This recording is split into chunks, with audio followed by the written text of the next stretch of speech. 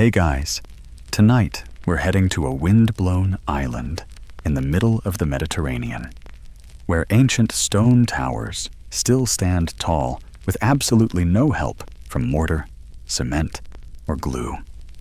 Just boulders, stacked with stunning precision by people who left no written language and probably didn't even use the wheel.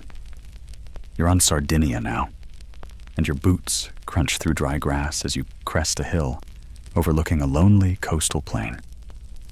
The air smells like thyme and maybe a hint of sheep. And then you see it, a massive cone of Sardinia rising out of the earth like a sleeping volcano. One of thousands. They call it a Nuraghe, and it's been standing here since long before Rome, before Greece, before people even had iron. It's the kind of structure that makes you pause and think, wait, who were these people? Why did they build so many towers? And, be honest, how did they manage to haul stones the size of refrigerators without forklifts or power tools? You're going to find out. Slowly, sleepily, and probably with more goat references than you're expecting. But fair warning, if you ever time-traveled to the Sardinia of 1600 BCE, you probably wouldn't survive your first day. Not unless you can scale rock walls barefoot and make bronze tools out of raw ore while avoiding any local curses. So, before you get comfortable, take a moment to like the video and subscribe, but only if you genuinely enjoy what I do here. And I'd love to know, where in the world are you listening from? Drop your location and your local time in the comments. Now, dim the lights, maybe turn on a fan for that soft background hum, and let's ease into tonight's journey together. You're standing in the middle of Sardinia. Today, it's part of Italy, but it's always been its own thing. Rugged, independent, and full of odd mysteries. The sun's almost down, and the island's rolling hills look like the backs of sleeping giants. The wind whistles through dry grass, and a few scruffy sheep eye you like you owe them rent. Then it rises before you, a Nuraghe, towering, silent, roughly conical, like a stone beehive built by someone who really hated bees. The rocks are enormous, some the size of bathtubs, and they're stacked together so tightly that you couldn't squeeze a credit card between them. No mortar, no filler, just gravity and genius. You brush your hand along the warm basalt surface. It's not smooth. These weren't carved into neat bricks like Egyptian temples or Roman arches. These stones are raw, volcanic, craggy, yet perfectly balanced. Someone knew what they were doing. And it's not just one tower.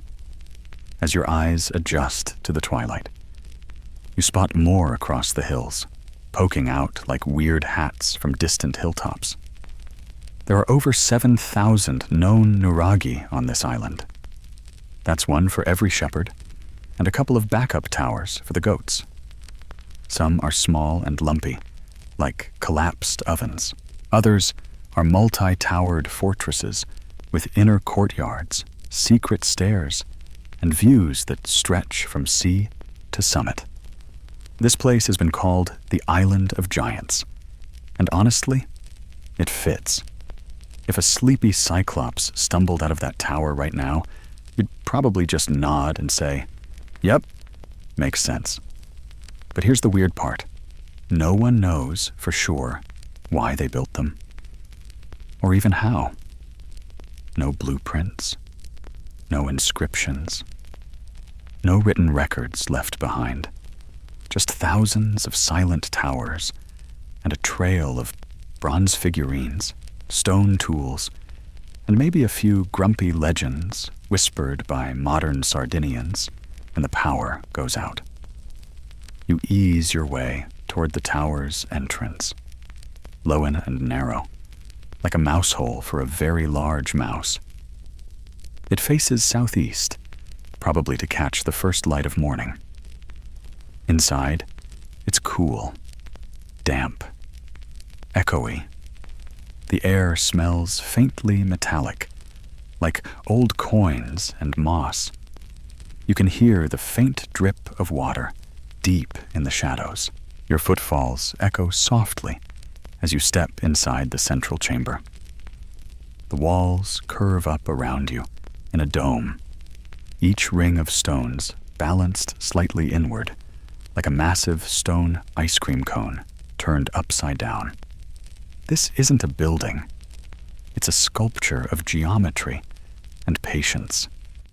At the very top is a small circular opening that lets in light, and probably rain, birds, and the occasional judgmental owl.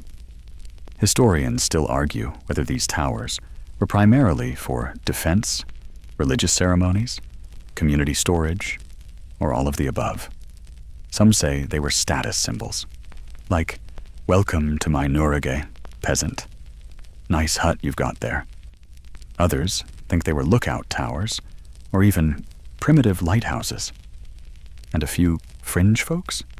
They swear Nuraghe align with stars and solstices and ley lines and maybe interdimensional gateways. You know, the usual suspects. Outside again, the wind's picked up and the sun's nearly gone. But the tower remains steady, unshaken. It's seen thousands of sunsets like this, watched over centuries of storms, raiders, weddings, famines, and awkward teenage shepherds trying to impress each other with bronze jewelry. And it still stands, quiet, watching. You sit down on a flat stone, lean back against the cool wall, and listen. Crickets, distant sheep, maybe a faint whisper of history curling around your ears, like smoke from a long-dead hearth fire. This was just the beginning. Section 2. You wake to the soft jingle of goat bells drifting on the morning breeze, a sound that's probably been bouncing off these hills since the Bronze Age. The air is dry and earthy, carrying the scent of rosemary and dust. And maybe, if your nose is sharp, the faintest whiff of something metallic. Bronze, perhaps. Or maybe just an old tin cup someone left behind in the last century. You stand and stretch, your back brushing the side of the Nuraghe's outer wall. The stones are cool again now, having released the day's heat overnight. The tower looms above you, solid and stubborn against the sky, while around its base spreads a tangle of overgrown grass and half-buried stone circles, remnants of a once bustling village. It's strange, isn't it? This place, this island. It wasn't always quiet like this. If you listen carefully, you can almost hear voices, the crackle of a fire, the hiss of steam from hot bread pulled from an earth oven, the shriek of a child playing too close to a goat. Sardinia, around 1600 BCE, was anything but sleepy. Back then, life on this island buzzed. The Nuragic people, who get their name from these towers, had begun to spread across the landscape like a low-key, bronze-wielding wildfire. They were farmers, warriors, metalworkers, traders, and possibly full-time rock haulers. Their settlements popped up around every major spring, hill, and crossroad, and at the heart of many of them, a Nuraghe, always there, like a stoic stone guardian. You walk now, through what would have been the outskirts of a Bronze Age Sardinian village. Your boots crunch over sun-bleached shards of pottery and long-dead cooking fires. The layout feels surprisingly modern. Winding paths, clusters of round huts, and communal courtyards, perfect for gossiping or grinding grain. There's even a kind of stone bench, worn smooth by a few too many ancient butts. And off in the distance, more goat bells. Sardinians really never gave up on goats. Back in the day, these villages would have been alive with clatter and color. People wore tunics of woven wool, dyed in earthy shades, unless they were rich, in which case they probably opted for fancier threads and bronze jewelry that screamed, "Yes, I do own more than one ox." The smell would have been a heady mix: bread, sweat, sheep, and smoke from olive wood fires. Meals were simple: barley porridge, lentils, goat cheese, and maybe a rabbit or wild boar if someone got lucky, or careless enough to get chased up a hill. And at night, fires glowed inside every hut, their smoke drifting out of holes in the thatch, while the towers loomed overhead like stone lighthouses in the dark. But here's the thing. This wasn't just any backwater. Sardinia, in the Bronze Age, was in the thick of things. Traders from Mycenae, Cyprus, and even Egypt probably dropped anchor along its shores. Bits of foreign pottery have been found here, suggesting that while the Nuragic people didn't leave writing, they definitely left good first impressions.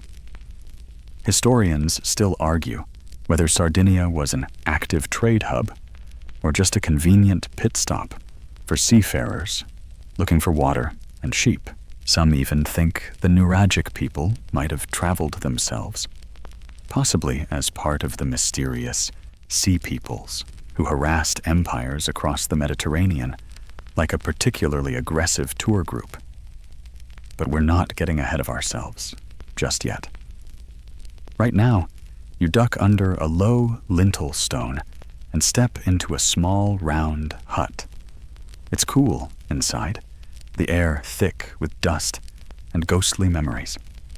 The walls are built of smaller stones than the Nuraghe, more manageable for day-to-day living, but still impressively tight. No mortar, just stone on stone. In the corner, a faint hollow in the floor shows where a cooking fire once burned. A few bits of charred bone still linger in the ash, undisturbed for centuries. There's a worn grinding stone nearby, the kind used to mash grain into something resembling bread if you squint and lower your standards. You sit, just for a moment, and try to imagine what it was like to wake up here. No phone, no coffee machine, just firelight, chores, and the vague worry that the goats might have eaten your breakfast again. Kids probably ran barefoot through the dust, chasing each other with sticks. Parents muttered about the state of the grain harvest. Someone probably yelled about a missing bronze dagger for the 4th time that week. And all the while, the Nuraghe stood watch. These towers weren't just buildings. They were part of everyday life. They anchored the village, both physically and spiritually. Maybe the chief lived in there. Maybe it was used for rituals or storage or defense. Or maybe it was just the coolest, literally, place to hang out during the blistering heat of summer. Quirky detail? Archaeologists have found evidence of reused Nuraghe. Some were still in use over 1,000 years after they were built. Others got recycled as sheep pens, pig shelters, or even garages for wooden carts. Sardinians are nothing if not practical. And yet, no one builds like this anymore. You don't see people in modern Italy throwing up cone-shaped towers of basalt just for fun.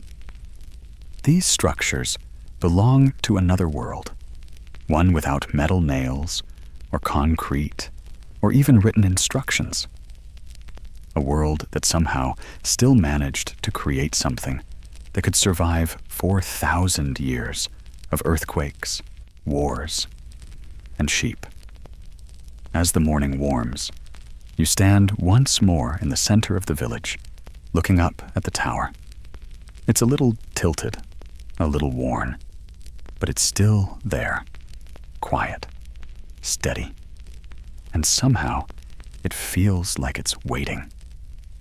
Section 3. You squint into the late morning sun as it climbs higher over the hills, casting long shadows across the stony landscape. The Nuraghe behind you doesn't shimmer, doesn't sparkle, doesn't do anything flashy. And yet, the more you stare at it, the more impossible it seems. You can't stop asking yourself, how did they build this? No mortar, no plaster, no binding agent of any kind, just massive volcanic stones, some easily heavier than your average SUV, stacked so neatly and securely that they've withstood everything from medieval raids to modern-day earthquakes. And as far as we know, they didn't have pulleys, or cranes, or the wheel. Yeah, that one still stings. So how did these ancient Sardinians, these Nuragic folks, pull it off? You take a deep breath and step closer again. The base of the tower is made from truly massive stones, some shaped only crudely, others left raw and irregular. But they fit together like puzzle pieces. You reach out, press your hand against one. Cool, pitted, solid. It doesn't budge, not even a wiggle. This rock's been here for nearly 4,000 years, and it has no plans of going anywhere. The construction technique is called dry stone masonry, and it's as impressive as it is simple, at least in theory. Stones are stacked without mortar, relying on their own weight and the builder's skill to lock them in place. Each one has to be carefully selected and positioned, like a high-stakes, life-size game of Jenga, but upside down, with no second chances. You walk slowly around the perimeter of the Nuraghe, noticing how the wall subtly tapers inward as it rises. This wasn't just random piling. The architects, yes, we're calling them that, knew that sloping the walls inward would make the structure more stable. It's called a truncated cone shape, and it keeps the center of gravity low, resisting collapse. And remember, they were doing all this without blueprints. No notebooks, no chalk lines, not even a ballpoint pen tucked behind the ear. Just years of oral knowledge passed down by master builders, from father to son, or maybe mother to daughter. Because who says ancient stonework was a boys-only club? Quirky side note, there's a fringe theory that the builders used wooden scaffolding and giant ramps made from dirt and stone to move and position the heaviest blocks. Others believe they simply used brute strength, ropes, and a lifetime of experience. And then there's always that one uncle at the village feast who swears the towers were built by giants, literal ones. Historians still argue whether the builders had access to advanced surveying tools or simply used sightlines, shadows, and that gut feeling you get when a rock is just a little too heavy for your cousin to lift. As you peer into the base of the tower again, you spot something remarkable. The interior dome. Unlike the rough stones on the outside, the inner chamber was usually finished with greater care. The walls curve inward and upward in a technique known as corbelling. Each layer of stone extends slightly further inward than the one below, until they meet at a central point, creating a false dome. It's not smooth. It's not symmetrical. But it works. The result is an interior space that feels sacred, quiet, echoey in a way that tickles your ears. It's a natural amplifier, and standing at the center of the dome, you get the strange sensation that your thoughts are louder than they should be.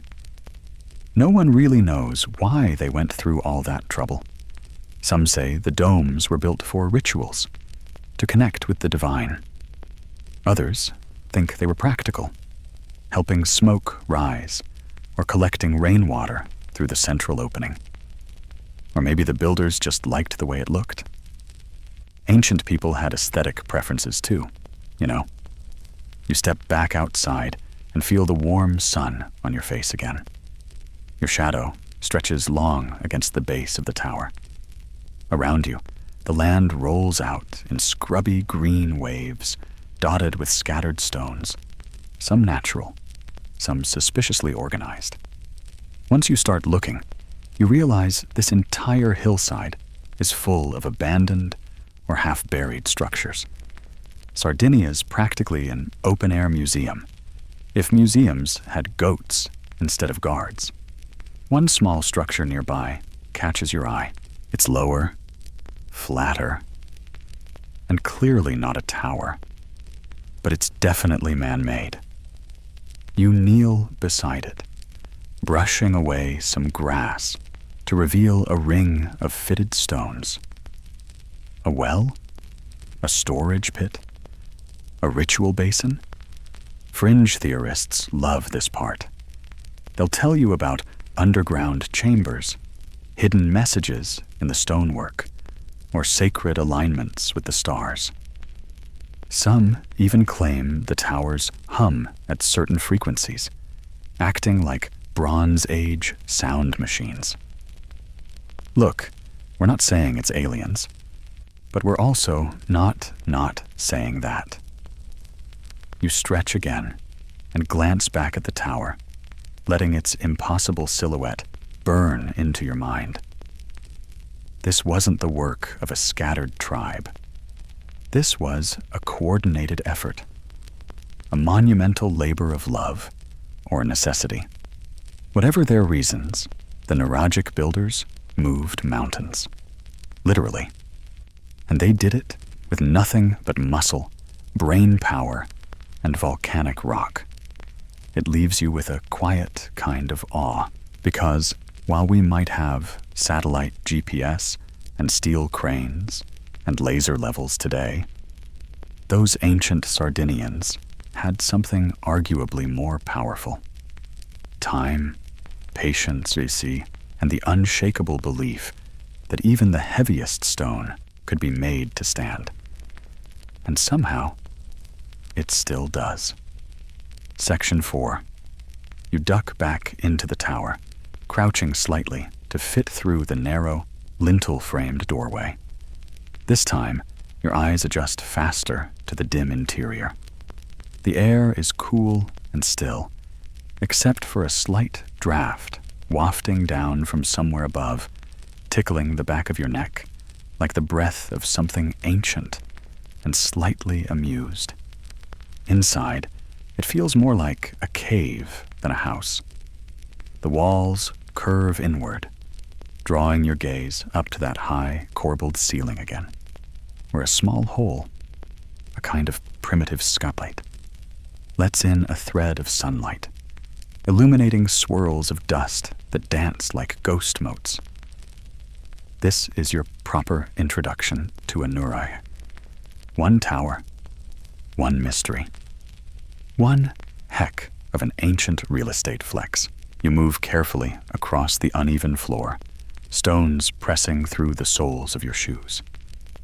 The central chamber is round, perfectly so, if you believe the measurements archaeologists have taken. The walls lean in with mathematical precision, even though the builders probably never touched a compass or ruler in their lives. Here, the architecture feels purposeful, not decorative, not grandiose, just solid, unshakable. Like the kind of place you'd run to in a storm or a siege, or if your goats got particularly aggressive that day. You imagine what this place looked like when it was new, when the walls weren't softened by moss or age, when torches flickered from hooks hammered into the stone, when villagers passed in and out, ducking their heads through the low entrance, carrying grain sacks, spears, or bad news. There's a quiet echo here, a whisper in the stones, not the haunted kind, more like the kind that says, people lived here. They mattered. You just don't know their names. Your hand trails along the inner wall, brushing over lichen and grime until it finds a break in the curve, a doorway, and beyond it, a tunnel, slender, dark, slightly sloped. You hesitate, then step in. The passage narrows, the ceiling dipping lower, forcing you to stoop. Your shoulder scrapes against the stone. Suddenly, it opens again, into a side chamber, smaller than the central dome, but no less carefully built. This one might have been a storage room, or a sleeping space, or, if the fringe theories are to be believed, a place of initiation for some Bronze Age goat cult. Historians still argue whether these side rooms had fixed purposes or were multi-use, depending on the needs of the community. Some suggest they held food stores or bronze tools. Others think they were symbolic spaces, wombs of the Earth Mother, or echo chambers for ritual chants. Or both. Or neither. Because that's how archaeology works. 5% fact, 95% educated guess, and 100% trowel envy. You return to the main chamber and pause, letting your breath settle. Your eyes scan the walls, and you notice faint holes in the stonework, small depressions where wooden beams may have once rested. Floors, platforms, maybe a ladder that led to an upper level. Some Nuraghe were multiple stories tall, with inner staircases curling like stone snakes around the interior. Suddenly, the idea of these towers being just storage sheds feels hilariously off base. Outside, you hear the faint clack of goat hooves on rock and the distant bleating of something complaining loudly about the heat. You smile. The modern Sardinian soundtrack hasn't changed much. You step outside again, blinking in the sunlight. The tower rises behind you, solid and somehow smug, like it knows just how cool it is. And surrounding it, scattered in a rough circle, you see the stone outlines of huts. These were the village homes, smaller than the Nuraghe, but made with the same technique, dry-stacked stone, round or oval in shape, with domed roofs long since vanished. You imagine families here, children weaving through the dusty paths, elders sitting in the shade of the tower, passing down stories you'll never hear, bronze blades glinting on hips, terracotta pots filled with lentils or sour goat milk, dogs barking at everything, goats barking at nothing. The Nuraghe itself, it wasn't just a building.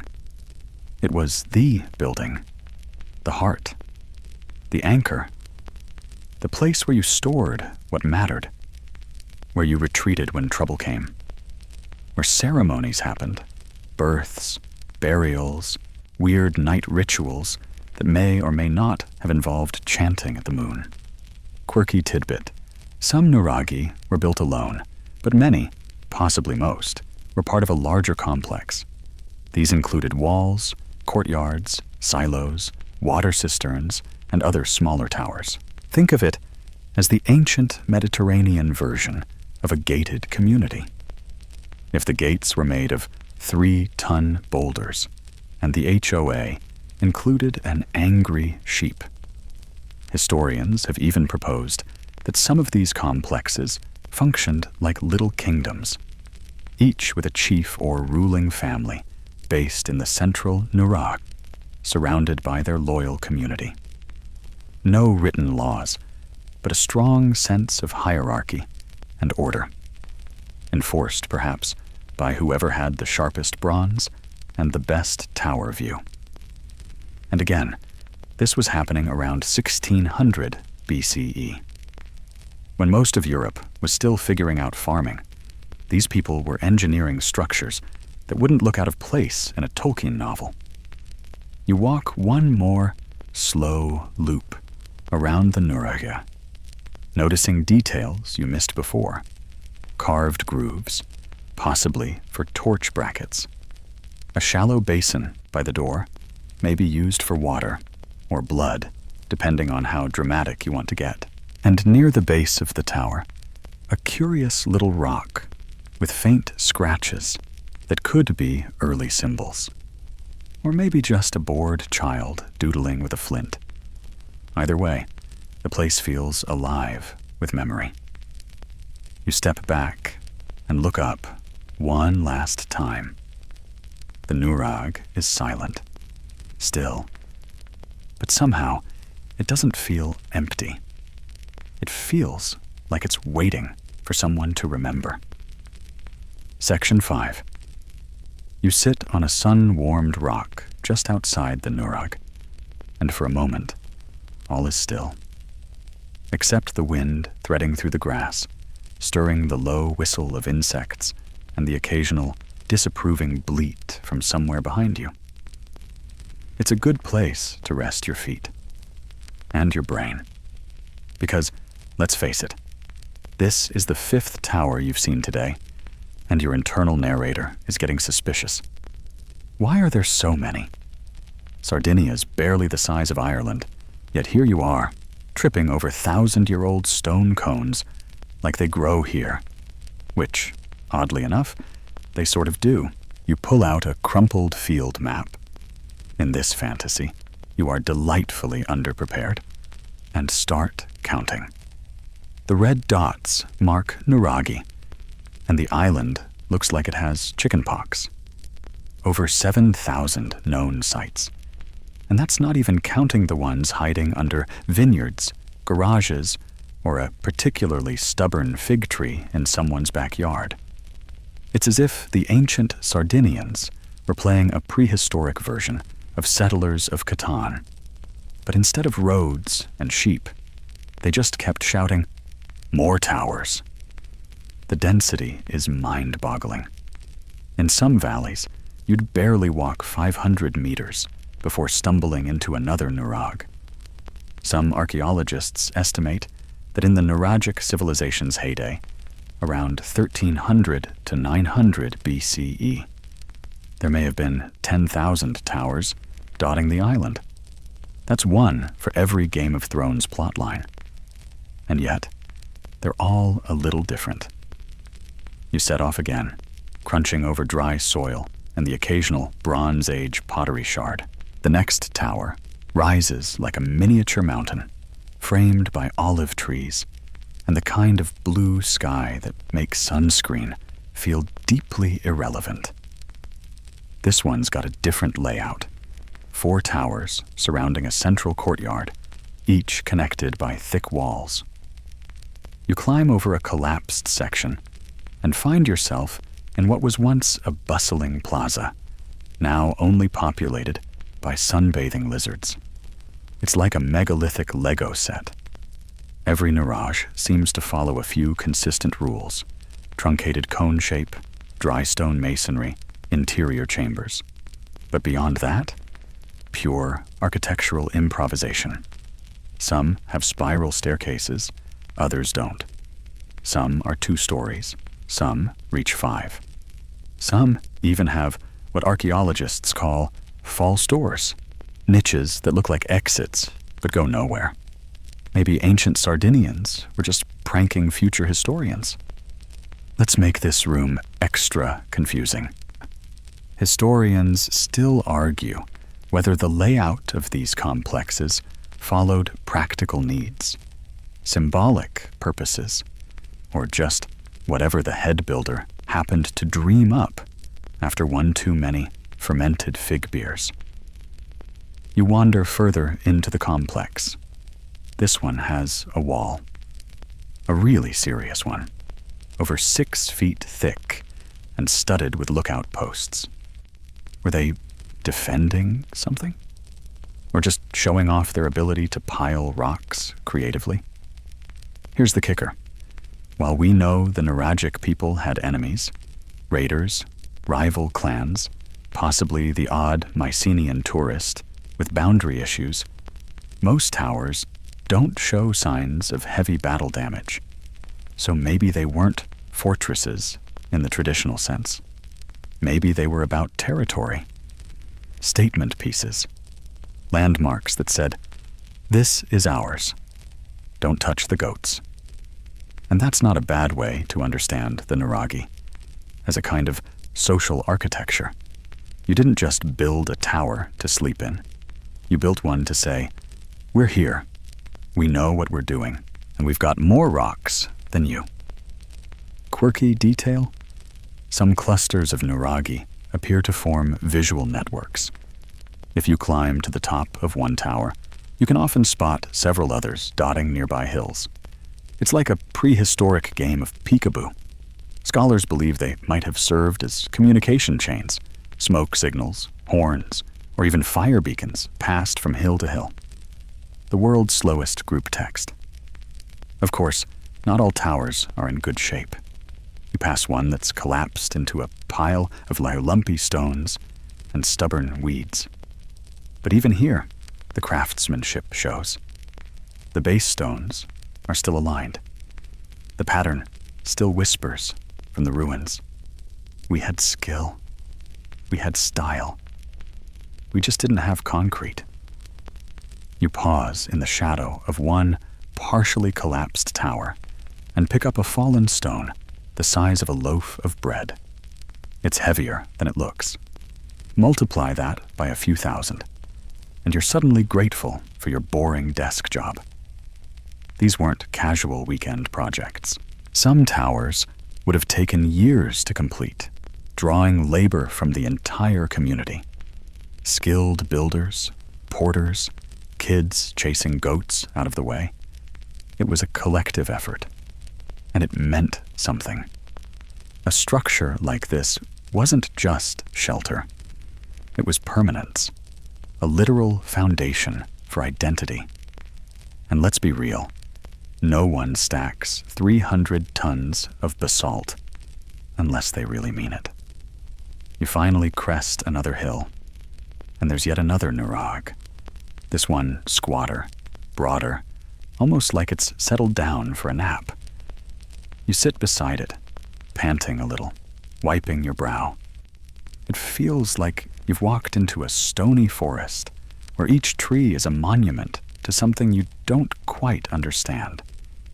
It's both humbling and hilarious. Because while we zip around with GPS and build skyscrapers from steel and glass, the Nuragic people said, "Give me a boulder, a friend, and a whole lot of free time," and built something that still stands after 4 millennia. As the wind picks up and the clouds shift overhead, you realize the towers aren't just ruins. They're a landscape, a presence, a stubborn, silent chorus of stone voices repeating across the hills. We were here. We mattered. We're not finished talking. And somehow, neither are you. Section 6. The sun is beginning its slow, lazy descent over the hills. casting the landscape in that golden, soft focus light that makes everything, yes, even ancient rock piles, look weirdly romantic. You've now visited enough Nuraghe to qualify as an unofficial tower tourist. But this next stop, it's something different. It's not just about the tower anymore. It's about everything around it. As you follow a winding dirt path flanked by short stone walls, probably built with leftover Nuraghe scraps, because why not? You find yourself stepping into a ghost village. This one feels more intact than the rest. Circular stone hut foundations rise from the earth like oversized fairy rings. A few look like they could be restored with a weekend's work and a lot of patience. You don't see roofs. Those would have been made of wood and reeds and long since vanished. But the walls are clear enough to imagine how it must have looked. Welcome to a Nuragic village. It's not grand, it's not flashy, but it's cozy, earthy, and honestly, kinda charming. You half expect to find an ancient grandma stirring goat stew over a fire, yelling at her grandkids in Proto-Sardinian to get that sheep off the roof. The huts are clustered in tight groups around the central Nuraghe, like little stone ducklings huddled around their mother. There's no formal street grid, no wide avenues or plazas, just narrow footpaths that twist and double back, creating a layout that would make a GPS weep. But here's the thing. It worked.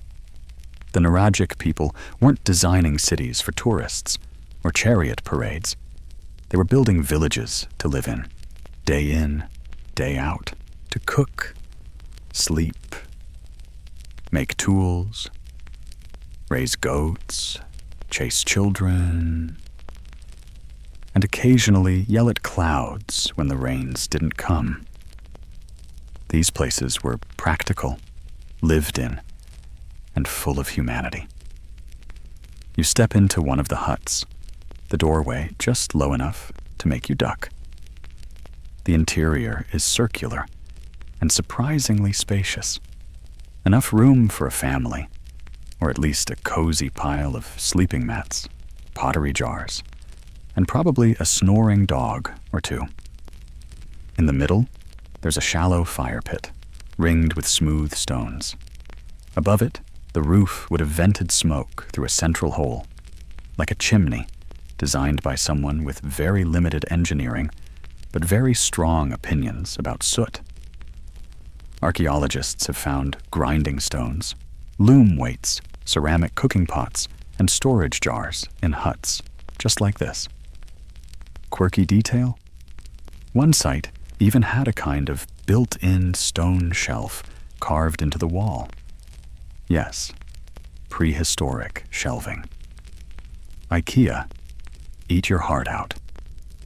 Outside again, you meander through the rest of the village. There's something oddly comforting about its design. You can feel the rhythm of life here. Women pounding grain, men hammering bronze, kids chasing each other with sticks, everyone collectively trying not to trip over a goat. The paths spiral outward from the tower like the arms of a galaxy, with the Nuraghe at the core. Not every village was this orderly. Some were more scattered, some lacked towers entirely, but in many, this radial plan suggests the tower wasn't just symbolic. It was central, literally and culturally. Was it a town hall? A temple? A fortress? Historians still argue over the Nuraghe's purpose, but one thing is clear. It dominated the landscape and the village mindset. You pass what looks like an oven pit, just a wide stone ring half filled with ash and cracked pottery. Bread was life for the Nuragic people. Barley and emmer wheat were staples, ground by hand on flat stones called querns. Add water, maybe a dash of wild herbs. and you've got something vaguely edible, especially if you squint and lower your expectations. You pause and sit on a rock that was probably used as a stool long before you got here. From this low perch, you can see the entire layout: huts, paths, central tower, and beyond it, the rolling hills of Sardinia glowing in the light of the setting sun. It's peaceful, real, not some staged reconstruction behind glass, but a lived-in place that has somehow endured across millennia. And the best part? The air smells like thyme and sheep, not Lysol. You head toward what looks like a larger structure: bigger stones, a slightly raised platform, and more care in its construction. It could have been the home of a chieftain or religious figure, or maybe a communal building used during festivals or village meetings. No one's entirely sure. Quirky theory. Some archaeologists think this structure had a throne-like seat carved into the wall, not a full Game of Thrones situation, more like chair of important staring. You can imagine someone sitting there, silent, while villagers approached with disputes about stolen grain, or marriage squabbles, or who was responsible for the cow wandering into the sacred well again. Because yes, there were sacred wells, and we'll get to those soon. You lean back and breathe in the fading warmth. The village feels like it's holding its breath, waiting for night. And you get this gentle sense that you're not just walking through ruins. You're walking with them, that the stones are trying, in their own quiet way, to remember for you. Because even though the Nuragic people left no writing, no books, no inscriptions beyond the occasional scratched symbol or quirky figurine, they built. And they built well. Each tower, each hut, each path, that's their version of a signature. A stone declaration that says, we were here, we knew how to live, and we were pretty decent at stacking rocks. As the last light spills over the tower behind you, you feel it again. That odd combination of presence and absence.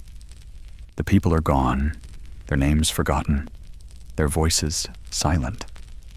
But the village remains, solid, waiting. And so, you listen. Section 7. You wake again, figuratively this time, to the gentle clink of bronze against bronze. The sun is up, your feet are sore, and it's time to meet the Nuragic people, not just as builders or goat wranglers, but as artists and metallurgists. You cross the quiet village, past the clustered huts and their eternal smoldering hearths, in your imagination, of course, and head toward the low, stony workshop on the edge of the settlement. It's small, with a sunken floor and a half-walled roof. Inside, it smells of ash and history. Or maybe that's just the guide's cologne. Anyway, this was a forge, and while it might not look like much today, it was once a fiery heart of activity. The Nuragic people weren't just builders. They were expert metal workers. Bronze was their jam, a magical alloy of copper and tin that changed everything. Weapons, tools, jewelry, statues, you name it. They cast it. You kneel down to examine a small crucible, a bowl-shaped piece of stone blackened by ancient flame. It's just sitting there in the dirt, looking suspiciously like something your great-aunt would serve dip in. But this was power. This was how the Nuragic people shaped their world. Archaeologists have found mold fragments, hammers, and slag, the leftover gunk from metal smelting, in dozens of Nuragic sites. And not just any bronze, but beautiful bronze, the kind that catches the light and holds it like a whisper. Quirky fact? Sardinia was loaded with copper, but not much tin. So it's likely the Nuragic folks traded for it, possibly with the Mycenaeans, or Phoenicians, or whoever showed up with shiny things and good manners. That means they weren't just tinkering in isolation. They were part of a broader Bronze Age network, one that stretched from the Italian peninsula to Egypt and beyond. You watch in your mind's eye as a smith stokes the bellows, probably using sheepskin or a hollow reed, and tips a crucible full of glowing bronze into a stone mold. The metal hisses and spits, steaming into shape. Maybe it's a dagger. Maybe it's a tiny boat-shaped offering. Or maybe it's one of those iconic Nuragic figurines, small bronze sculptures of warriors, archers, women, animals, even deities. The level of detail is absurd. A figure might be just a few inches tall, but still show etched armor, elaborate hats, or even facial hair that looks like a Bronze Age hipster beard. Historians still debate their purpose. Were they offerings? Toys? Status symbols? Religious icons? All of the above? Or maybe just the world's fanciest paperweights? One popular theory is that these bronzetti, that's what they're called now, were left at sacred sites, wells, temples, or graves, as part of religious rituals, kind of like when you leave a candle at a shrine, only shinier. You pick up one figurine from a display table. It's a warrior with an enormous helmet shaped like horns, a dagger at his side, and an expression that says, "I definitely skipped leg day, but I still look cool." These horned helmets are a recurring motif in Nuragic art, and no one knows exactly why. Some say they were ceremonial. Others think they were worn in battle to intimidate. There's even a theory, brace yourself, that these helmets were inspired by animal gods or ancestral spirits. You know, because nothing says divine protection like strapping a ram's head to your forehead and charging at people. You laugh quietly to yourself. History's full of moments where practicality meets fashion and takes a hard left. Outside the workshop, you spot another artifact in the dirt, a twisted bronze bracelet, green with age. It's heavy in your hand, but smooth, worn, like it's been passed between many wrists before ending up here, waiting for you. The Nuragic people loved their jewelry. Spiral rings, fibula, ancient safety pins, amulets, not just for decoration, but for status, protection, and possibly magic. Some pieces even seem to depict scenes, boats sailing, warriors fighting, people dancing around what might be a sacred fire or an especially enthusiastic cheese wheel. Historians still argue whether these depictions were literal or symbolic. Were they snapshots of daily life? Mythological stories? Political propaganda carved into portable bling? No one knows for sure. The Nuragic people left behind no Rosetta Stone, no instruction manual, just bronze and intuition. You wander now to the edge of the village, where a blackened, smelting pit lies half buried beneath thorny grass. Nearby, there's an anvil-shaped stone and a hammer carved from harder rock. Here, someone once pounded hot metal into shape, again and again, until it gleamed. It's easy to imagine the sound ringing across the valley. Clang, clang, hiss, clang. Like a primitive lullaby for the rest of the settlement. And it wasn't just tools and weapons. The Nuragic metallurgists were also making ceremonial items, scepters, vessels, elaborate handles for things we still haven't identified. There's even a bronze scale model of a ship with oars, tiny anchors, and human figures aboard. Because of course, they made model ships. It's Sardinia, after all. You sit down on a stone and let your mind drift. You think of the hands that molded molten metal into memory, the eyes that watched it cool, the people who wore it, used it, passed it down, and eventually left it behind. That's the real magic of bronze, isn't it? It doesn't just shine, it survives. You pick up a bronze blade from the display, dull now, green with oxidation, but still elegant. You could almost believe it was made last year in some artisan shop trying to bring back ancient vibes. But no, it was made here, in this very place, by someone whose name you'll never know, whose voice you'll never hear. And still, you're holding a piece of their world. And for a moment, it's like time doesn't matter at all. Section 8.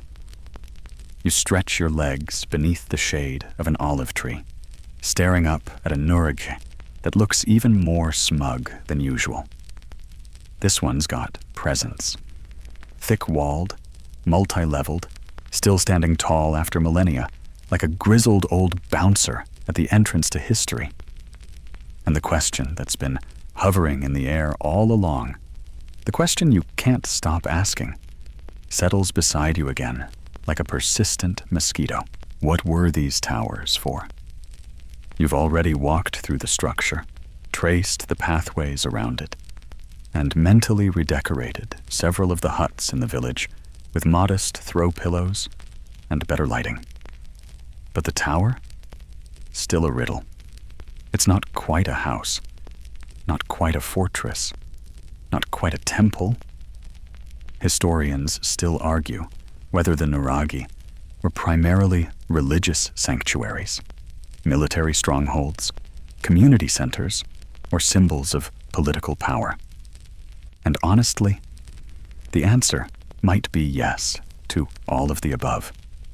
You rise and approach the tower again, circling it slowly, like you're casing the joint for a very delayed heist. The base is solid, built with those massive, irregular boulders. The upper sections are smaller, finer stones, still dry stacked, still tight. It's like the whole thing was meant to shout, "We know what we're doing," at passing seafarers or would-be invaders. You duck back inside the central chamber, your footsteps echoing softly in the silence. You try to imagine the sound of voices rising in ritual. Maybe chants, maybe speeches, maybe complaints about someone stealing the last of the olive paste. The corbelled dome catches the sound, wrapping it around you like a blanket made of whispers. Some scholars propose these central rooms were places of worship, shrines to local deities or nature spirits. The shape of the room, the acoustics, the alignment of the entrance toward the sunrise, it all hints at a deeper purpose, not just practical, spiritual. But then again, this same room might have been used to store grain, or hide valuables, or to hunker down during raids. That's the thing about Nuragic architecture. It's flexible, which makes it fascinating and infuriating. You climb one of the inner staircases now, stones worn smooth from centuries of use. The spiral winds upward inside the wall, tight, steep, and not remotely OSHA compliant. As you ascend, your head brushes the curved roof, and your foot occasionally searches nervously for the next tread. At the top, You reach an upper chamber, perhaps a lookout or command post. The window is narrow, just wide enough to fit a bow, or to keep rain out while letting light in. From here, you can see the village, the fields, and the sea far off in the distance. Everything spread below, like a living map. Imagine standing here during a time of tension, scanning the hills for movement. Smoke signals, riders, storm clouds. Or imagine standing here at sunset, watching the light turn gold over your land, your animals, your people. The view alone would make you feel powerful. That's another theory. The towers weren't just practical. They were symbolic. A giant stone mine. Build a tower on a hill, and everyone in the valley knows who's boss. No need to write your name on a sign. Your tower is the sign. But it's not all about flexing. Some Nuraghe are isolated. Lonely towers on high ridges or near rivers, far from any obvious village. They may have been outposts, guard towers, or ritual sites. One even has a staircase that leads nowhere. It just ends in mid-air, like the builder got bored or wanted to mess with future generations. Or maybe it had a wooden platform that's long gone. Or maybe it was symbolic. A stairway to the heavens, minus the Zeppelin soundtrack. Quirky tidbit? One Nuraghe in central Sardinia has an intentionally hidden entrance, accessible only through a cramped crawl space. Once inside, it opens into a massive chamber, almost cathedral-like in its scale. Why the secrecy? Ritual purification? Ceremonial initiation? Sardinian hide-and-seek champion, 1200 BCE? We may never know. You sit down in that upper chamber now, legs folded beneath you, leaning against a wall that's seen more sunrises than all your ancestors combined. It's quiet, and not just the usual kind of quiet. This place seems to absorb sound, to hold it in its stones, like a breath waiting to be exhaled. You think again about function, defensive stronghold, or divine sanctuary, fortress, or temple. Why not both? If you were a Bronze Age community, wouldn't you want one structure that could store food, keep watch, protect valuables, host rituals, and throw down if things got ugly? Why build 5 different buildings when you can make one multi-use mega tower and be done with it? You imagine a festival. People gathered in the courtyard below. Music, dancing, laughter, torches glowing, smoke drifting upward. The chief or priest standing where you are now, looking down, arms raised, saying something stirring about ancestors, seasons, and maybe rationing the cheese better this year. The Nuraghe wasn't just a building. It was the stage, the backdrop, the heartbeat of the village. Some archaeologists even believe the towers had astronomical significance, that they were aligned with certain stars or solstices. You don't want to dive too deep into that rabbit hole, unless you're ready for diagrams, theories involving Orion's belt, and at least one mention of Atlantis. But it does make you wonder. These weren't random piles of stone. There was intent, precision, meaning. The wind shifts slightly, carrying the scent of wild herbs and the distant bray of a donkey with strong opinions. You chuckle. The ancient world wasn't all mystery and majesty. Sometimes it was just livestock and logistics. You descend the staircase again, stepping carefully, feeling the cool stone under your fingers. back on the ground, you exit the tower and turn for one last look. Whatever the Nuraghe were meant to be, fortress, temple, monument, mega sheep shed, they're still doing it. They're still holding space, still standing, still whispering their purpose to anyone willing to sit still long enough to listen. Section 9. The next time you press your hand to the stone, you do it with more reverence.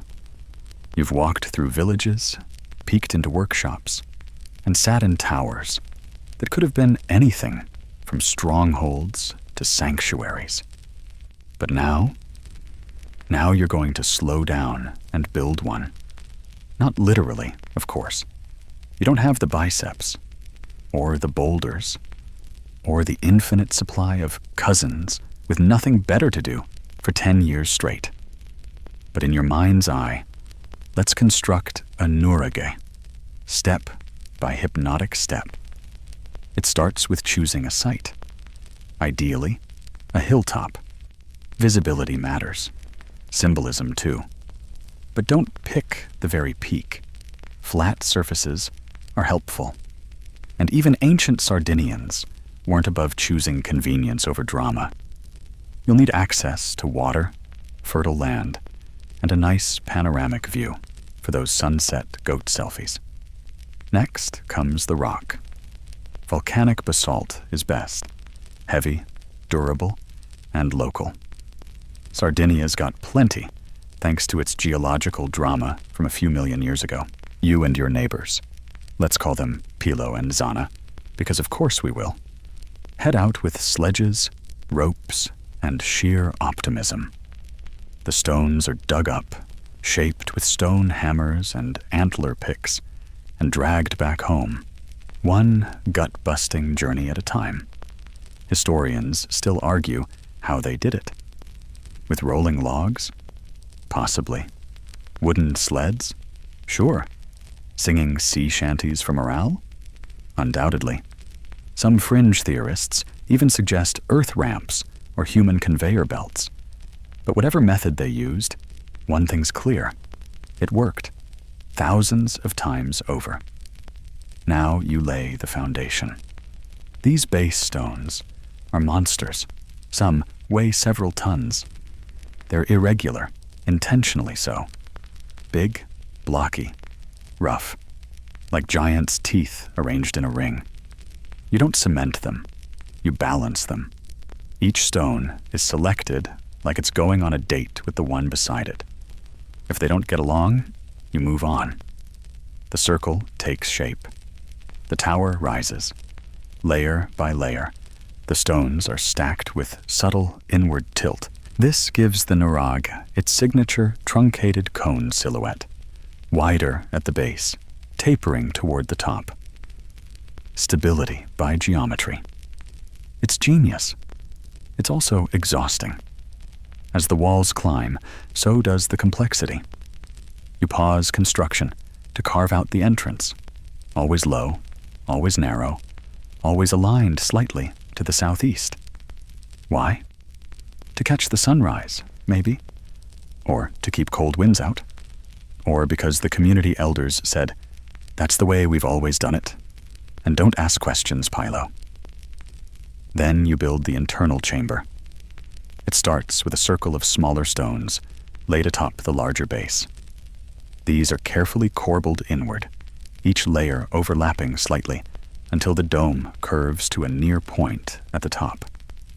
At the very center, a small hole, a skylight, a vent, a spiritual chimney to the gods. No one's really sure, but it definitely looks cool. You don't stop there. Time for a staircase, spiraling upward inside the thick wall, like a secret stone ribbon. No railing, no safety net, just smooth, slightly uneven steps, built with maddening precision. Higher still, another chamber, or maybe an open platform. Some towers had multiple levels. Some had small side rooms, storage, bedrooms, private thinking spots. You decide. You're the foreman now. You step back, sweaty, blistered, and somehow deeply proud. The tower is done. It's just one. But there will be others. Maybe a smaller one beside it. Maybe a courtyard connecting them. Maybe a wall around the complex, punctuated with lookout points. Over time, it might grow into a bastion, a Nuragic mini-castle, complete with silos, workshops, ritual basins, and a goat who refuses to leave. Quirky tidbit: some Nuraghe had stairs that led not up, but down, into secret chambers beneath the main tower. Cool, dark, hidden spaces that may have held food stores, sacred items, or really dramatic family meetings. You walk slowly around your mental construction. It's still warm from the imagined sun, still humming with imagined voices. A few children dart around its base, pretending to be warriors. An elder leans on a stick, nodding with approval. A bronze smith wanders over, squinting up at your craftsmanship, like he's trying to decide if it's impressive, or if you just had a lot of spare time. But what's real, what you can't shake, is the feeling that you understand something now. That these towers weren't dropped here from nowhere. They were born of intention, sweat, and 1,000 tiny choices. Every curve, every stone, every alignment. It all came from hands, minds, and memories, now long gone. And yet, here they stand. Stone by stone, they made something that outlasted droughts, wars, famines, empires, even the invention of concrete.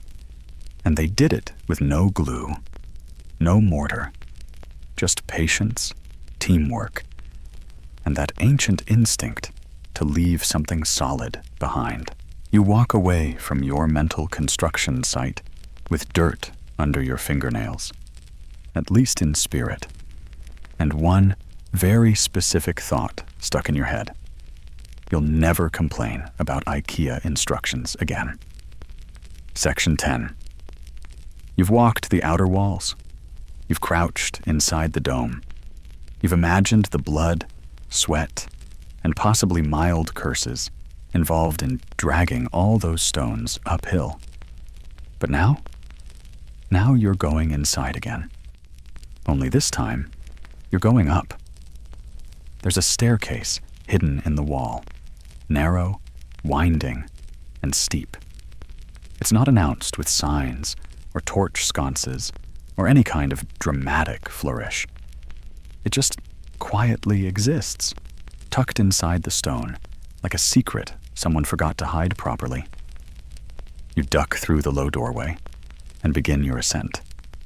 The steps are carved stones, set one into another, spiraling in a tight curve that hugs the tower's interior like a stone snake. There's no railing, of course, and no light fixtures. Your only illumination is a small sliver of sun, squeezing in from an arrow slit-sized window halfway up. And even that feels like it's doing the absolute minimum. The air is cooler here, a little musty, the kind of damp stone smell you'd expect in a medieval dungeon. Except this one was built 1,000 years earlier.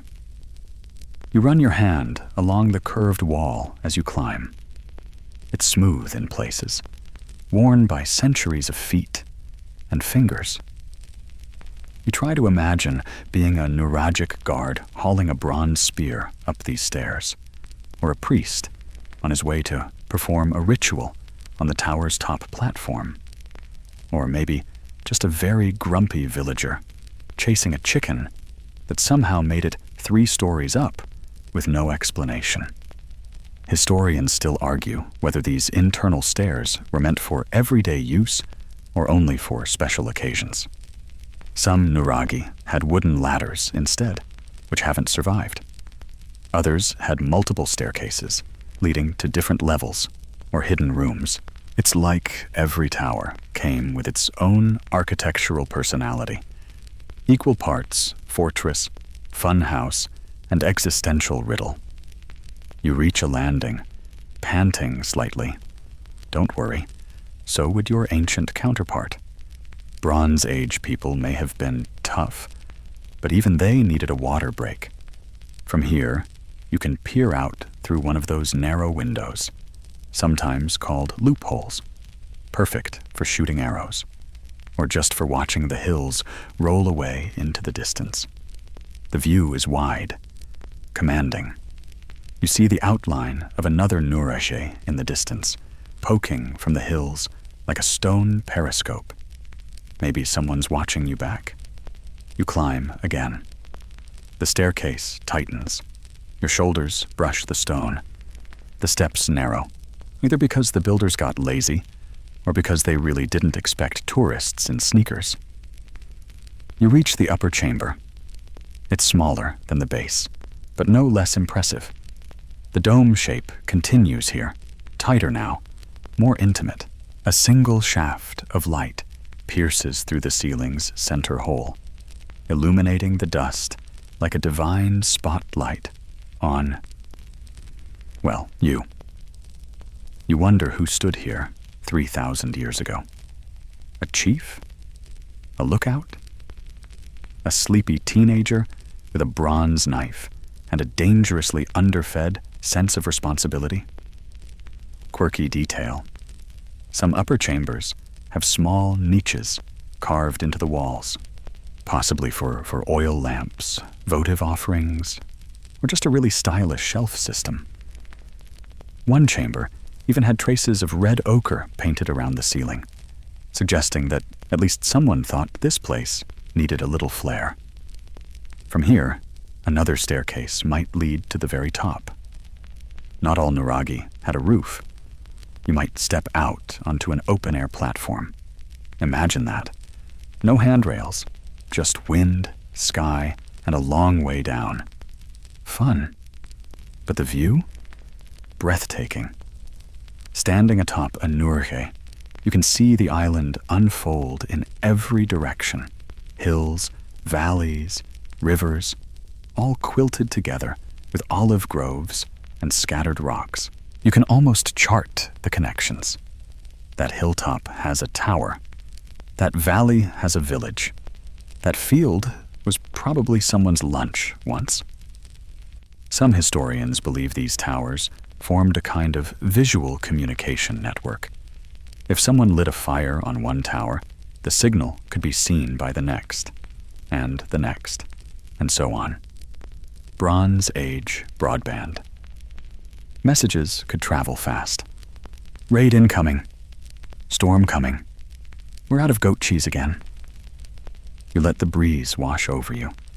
It smells of rosemary, sheep, and maybe the faintest echo of a bonfire from long, long ago.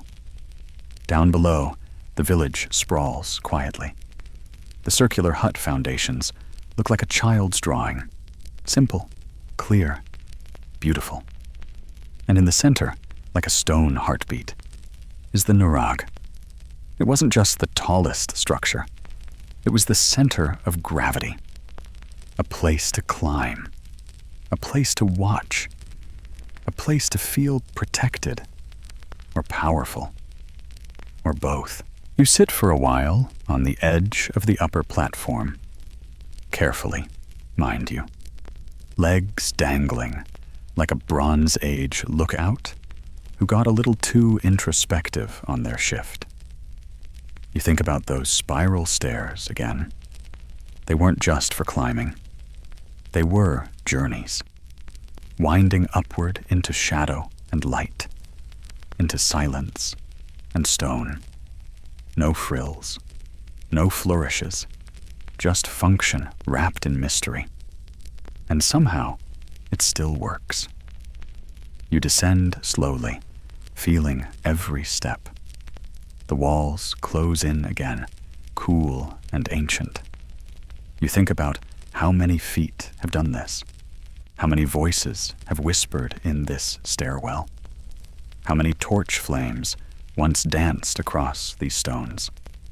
You reach the base again and step out into the light. It feels brighter now, louder. The tower looms behind you, as if it's proud you made the climb and didn't fall to your doom. Always a win. You glance back once more at the narrow entrance. It's still there, patient and plain, offering no answers. Only the stairs. Always the stairs. Section 11. You stand again in the shade of a Nuraghe, catching your breath and pretending you didn't just trip over a rock for the third time today. It happens. These ancient Sardinian towers might be architectural marvels, but they do not come with smooth walkways, guardrails, or warning signs that say, "Please watch your 21st century ankles." But this one, this tower, is different. It's bigger, bolder. There's something regal about it, not just in size, but in energy. You can feel it the way you feel someone staring at you from across a crowded room. Except instead of a person, it's 2,000 tons of stacked basalt, and it hasn't blinked since the Bronze Age. You've reached a central tower, or more specifically, the main tower in what was likely a complex Nuragic structure. Most Nuraghe had one tower, but the really fancy ones? They had several, surrounding courtyards, multiple stories, inner walls, even hidden chambers. But the star of the show? Always the central tower. It dominates the space, wider at the base, higher than the others, and often older. Archaeologists believe many of these central towers were built first, and then the smaller satellite towers were added later, like architectural accessories. It's the equivalent of building your dream home, then tacking on a few guest rooms, a courtyard, and a goat-proof patio once you've got the budget. You circle it slowly, running your fingers along the coarse stone. At the very top, where the roof would have once been, you can see gaps, possibly for lookout posts or wooden platforms. But it's the height that gets you. It's tall. Some central towers reached over 20 meters high. That's roughly a 6-story building, made entirely of rocks, without cranes, or concrete, or a single sarcastic contractor. Historians still argue whether these towers were built primarily for defense or for ritual use, or both. One school of thought suggests that the central tower served as the throne room of sorts, the domain of the village chief or religious leader. Another theory claims it was the last bastion in case of attack, a place to hole up with food stores, weapons, and your grumpiest warriors. You enter the tower, and everything changes. The light dims, the temperature drops, and the sound vanishes. It's like stepping into the throat of the island, where the only thing left is your breath and the slow echo of your own footsteps. Inside, it's cavernous. The walls sweep upward, each layer of stone drawing tighter, narrowing toward the oculus at the top. A pinhole of daylight pours in, cutting a perfect beam through the darkness and highlighting dust motes that swirl like sleepy fireflies. This chamber doesn't feel like a room. It feels like a statement, a message carved in stone. And unlike other towers with modest interiors, this central tower has presence. You half expect someone to step out from the shadows wearing a bronze mask and holding a staff shaped like a wild ram's horn. There's a niche carved into the wall, a small alcove, maybe for offerings, or lamps, or some kind of ceremonial object. Below it, a basin, not deep enough to bathe in, but just large enough to collect water from the oculus when it rains. That's no accident. Quirky detail? Some central towers show signs of intentional water collection systems, either for ritual purification or just very clever Bronze Age plumbing. Water was sacred in many ancient cultures, and the Nuragic people were no different. This central space might have been the heart of both governance and spiritual life. Above you, a staircase, worn but intact, spirals into the wall and leads to a second chamber. It's smaller, tighter. The stone curves more aggressively here, the corbelling tighter, like the dome is trying to whisper secrets in your ear. This room might have held the most important items in the community. Bronze weapons, sacred relics, the really good cheese. You sit quietly, letting the silence settle over your shoulders like a blanket. It's easy to imagine. Ceremonies taking place here. The village gathered outside, the leaders ascending the stairs. Ritual chants, maybe. Or maybe just practical speeches about harvests and boundary disputes and why Inu keeps building his goat pens too close to the sacred spring. And outside, the tower stood like a monument, a symbol. You couldn't miss it, even from far off. Whether you were a local returning from a hunt or a stranger arriving by sea, the central tower would be the first thing you saw, and the last thing to fade from view. Some scholars believe these towers held political power as much as spiritual meaning, that the person who controlled the central tower was the village, the ultimate landlord, the keeper of grain, bronze, and gossip. And it wasn't just about strength. It was about permanence. The message the central tower sent was simple and undeniable. We are here. We have roots. And we are not going anywhere.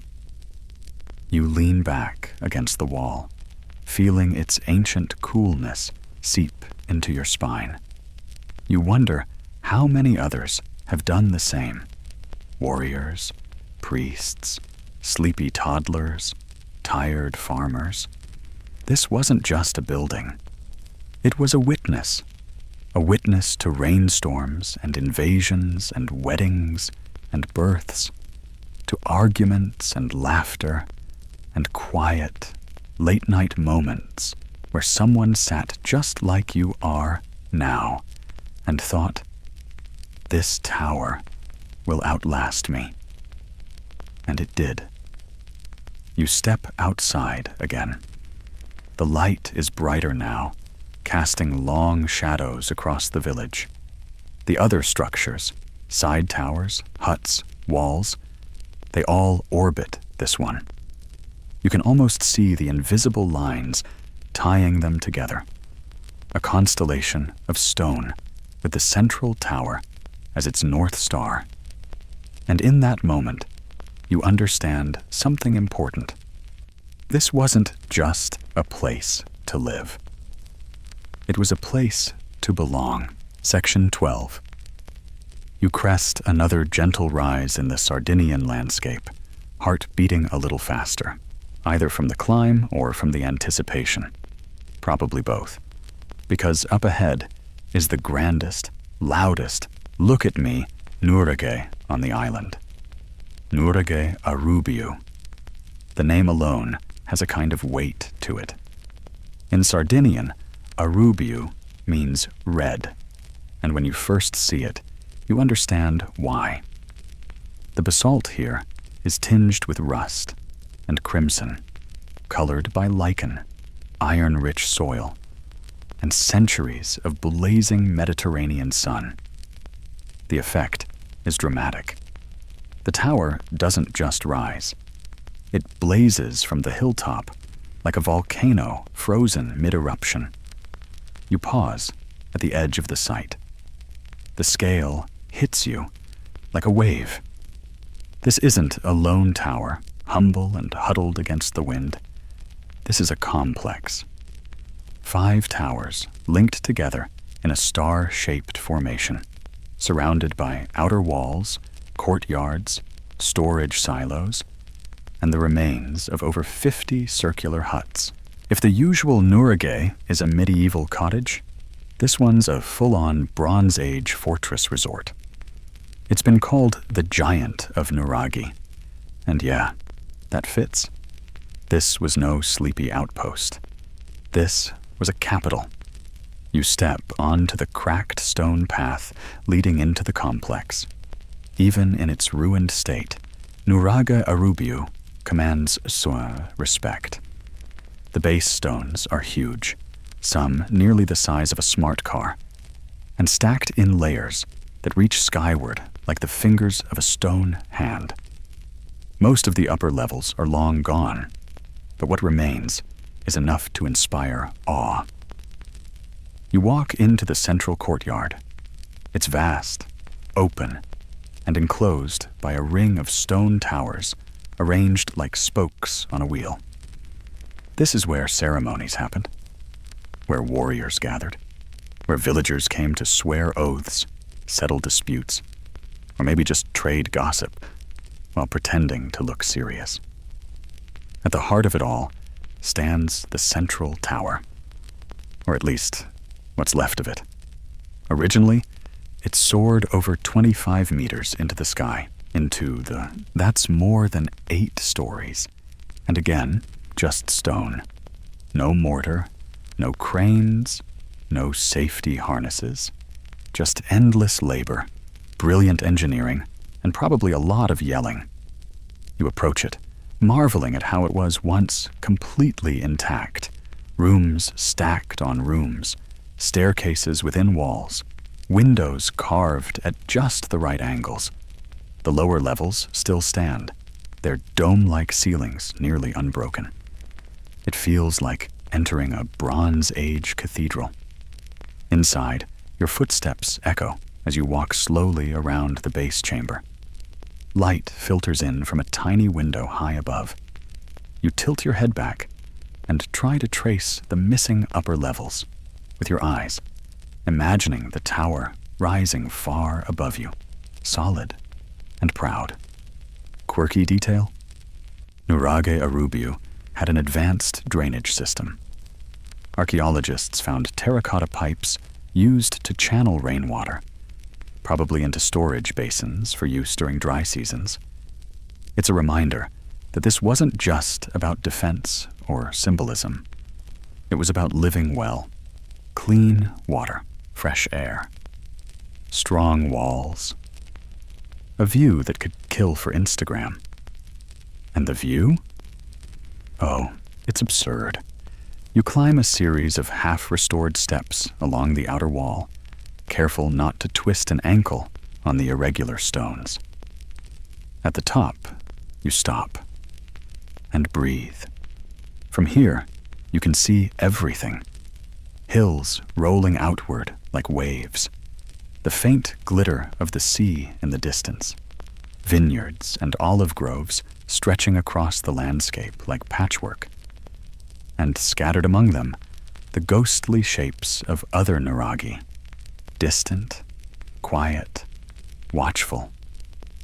It's a Bronze Age panorama, a strategic perch, and also, honestly, just kind of beautiful.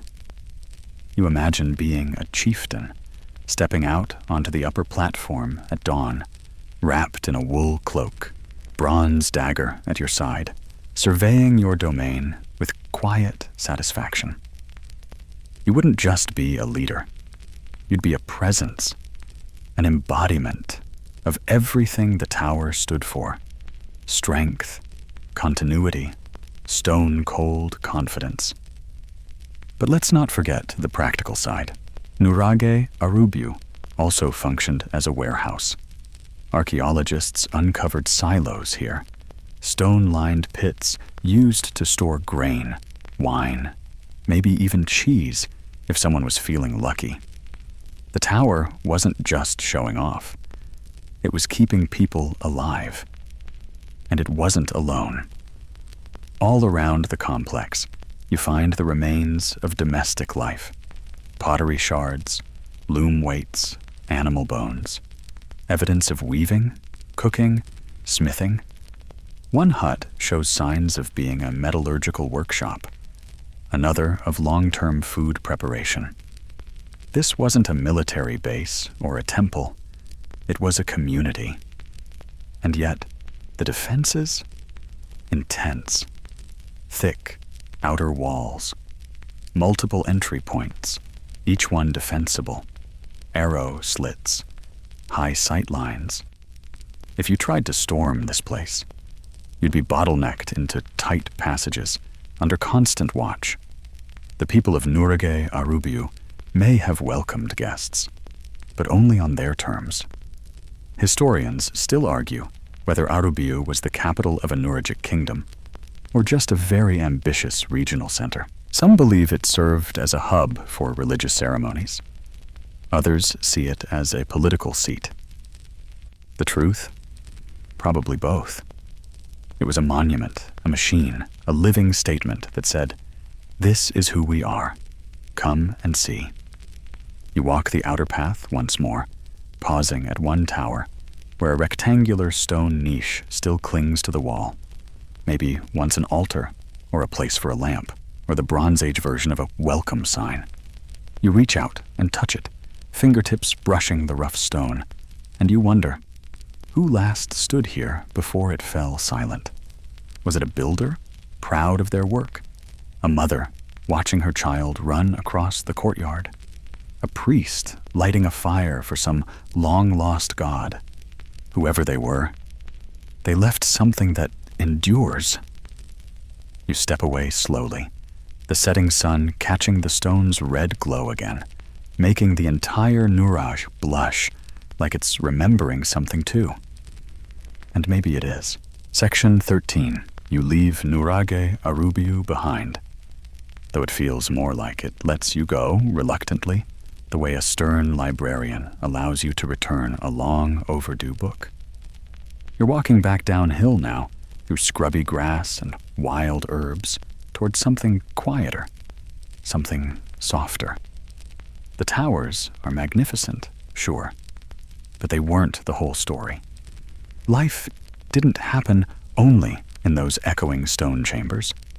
It happened in the in-between places, the kitchens, the courtyards, the quiet corners of daily life where fire crackled and bread rose. You round a bend and stumble, almost literally, into the remnants of a domestic space. It's not much to look at. Low stone walls forming a wide circle, flattened patches of earth, the ghostly outline of a doorway, and some weather-worn rocks arranged around a central pit. But give it a second. Look closer. This was a kitchen. You kneel beside what's clearly a fire pit.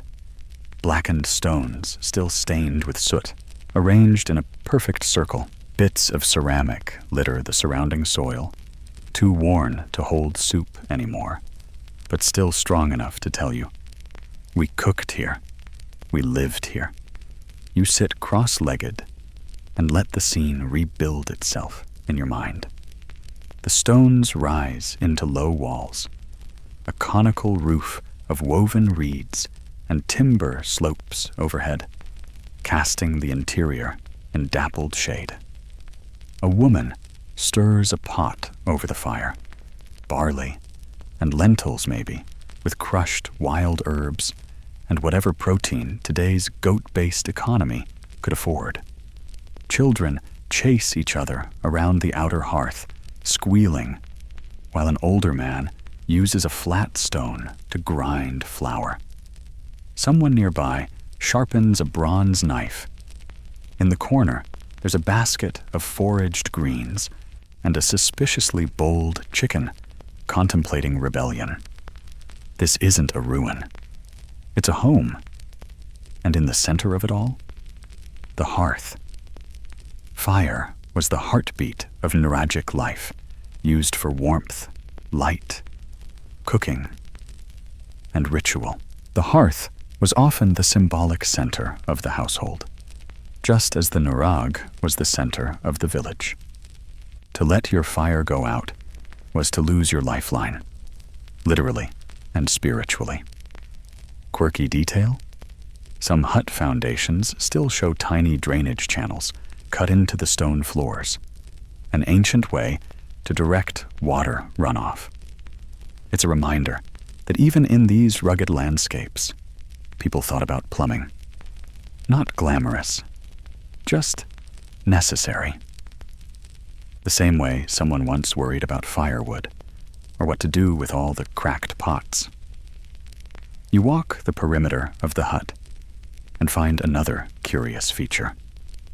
A shallow, U-shaped groove in the ground near the wall. Archaeologists think this may have been for preparing and fermenting dairy products. Goat cheese, most likely. Sardinians have been making cheese since before they made written records. You wonder what that first wheel of cheese was like.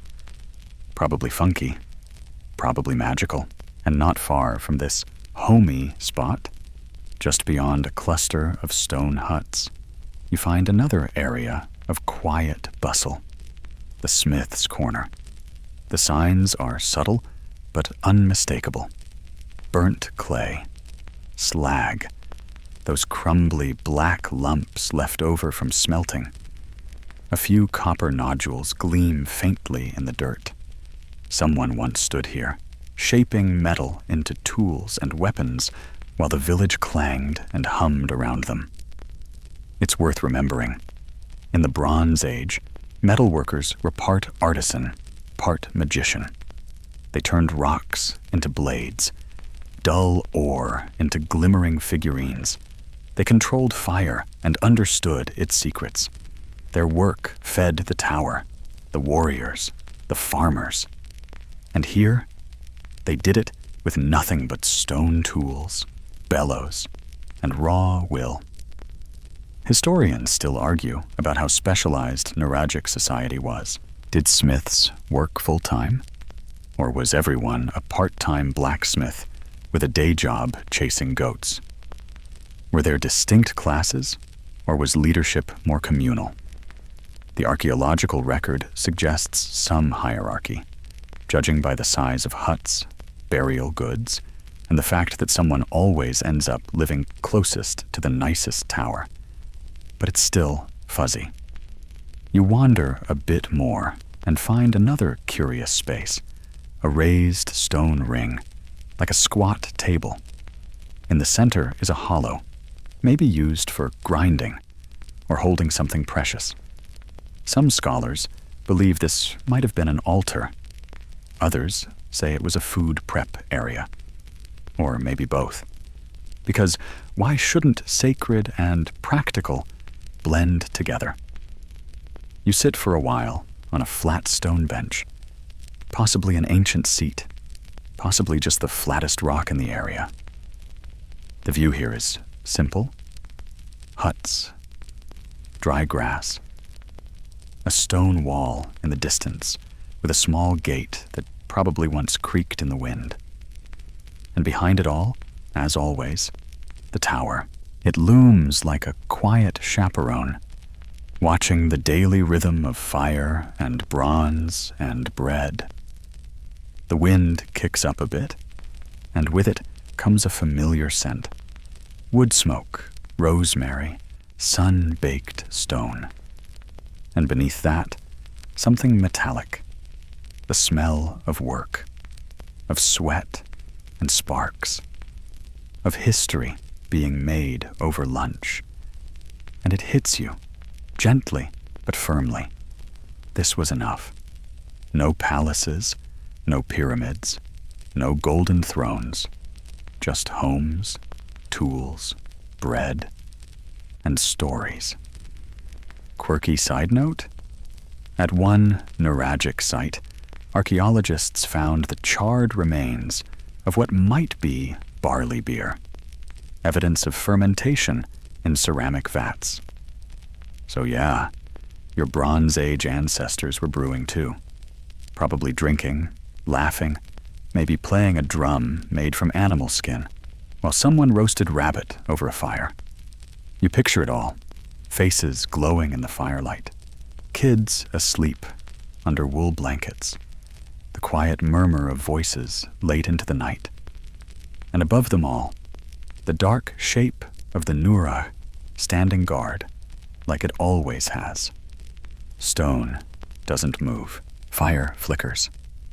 But the human part, the part that eats, sings, sharpens knives, and burns the bread sometimes, that's the part that makes a place real. And here, it's still very real. Section 14. The sun is dipping again, casting long shadows across the landscape, like nature's own slow-motion curtain call. You're further inland now, away from the coast and the comfort of the village hearths. The land rolls more dramatically here, scrub-covered hills and shallow valleys stitched together by animal trails and the occasional low stone wall. But even from a distance, you see something ahead. Not a tower this time. It's low and wide, built with massive slabs of stone that lean inward like sleeping bookends. At first glance, it could be mistaken for a collapsed wall or a weird natural formation. But as you approach, it becomes clear that it's anything but accidental. You've found a tomb of the giants. Yes, that's what it's actually called. And no, the name isn't just a poetic flourish. It's what locals have called these things for centuries. And you get it. This structure is easily 30 feet long, lined with thick standing stones, and capped by horizontal slabs so large you instinctively check the horizon for stray beanstalks. You walk slowly along the length of it, your boots crunching gravel and dry grass. It's not just big, it's deliberate. The tomb was built to make a statement, and even now, in its ruinous state, it still has a kind of gravity. At the front stands the most striking piece, a curved, upright slab, shaped vaguely like a bull's horns. This is the entrance stone. And in the center, a tiny, rectangular door cut right through it, child-sized, just a couple feet high and wide. You kneel and peer through. Inside, nothing but shadow, silence, and the faint scent of sun-warmed earth. You try to imagine what it must have felt like thousands of years ago, approaching this place during a burial ceremony, the chanting, the offerings, the steady drum of sandals on soil, and at the heart of it all, this great stone monument, part grave, part gate. Historians still argue whether these tombs were literal burial chambers or also symbolic places of transformation, doorways to the afterlife, to memory, to whatever came after the barley ran out. Some theories suggest the shape of the front stone evokes horns on purpose, tying the tomb to fertility, cycles, and perhaps the bull cults known from other Mediterranean cultures. Inside the chamber, the bones of many individuals were found, sometimes hundreds, not buried individually, but communally. This wasn't just a grave. It was a collective resting place, a house for the dead, not unlike how a Nuraghe might be seen as a house for the living. You walk around the back, where the long burial chamber extends low into the earth. It's lined with stone slabs, forming a corridor just tall enough to crawl through. Archaeologists have found tools, beads, and broken pottery inside, likely offerings. Maybe tokens meant to help the deceased on their journey, or just reminders that someone remembered. Quirky tidbit? Some tombs show signs of being reused across generations. A body placed, then decades or centuries later, more added. A family tomb, a village archive of ancestors? We don't know. But the reverence is clear. You sit on a flat stone beside the tomb and take it all in. The entrance faces east, toward the sunrise. That wasn't random. Most tombs of the giants were aligned this way, as if the dead needed to keep watch for morning, maybe to be reborn, maybe just to start each eternal day with the best possible view. And here's something even more intriguing. Many of these tombs predate the Nuragic civilization.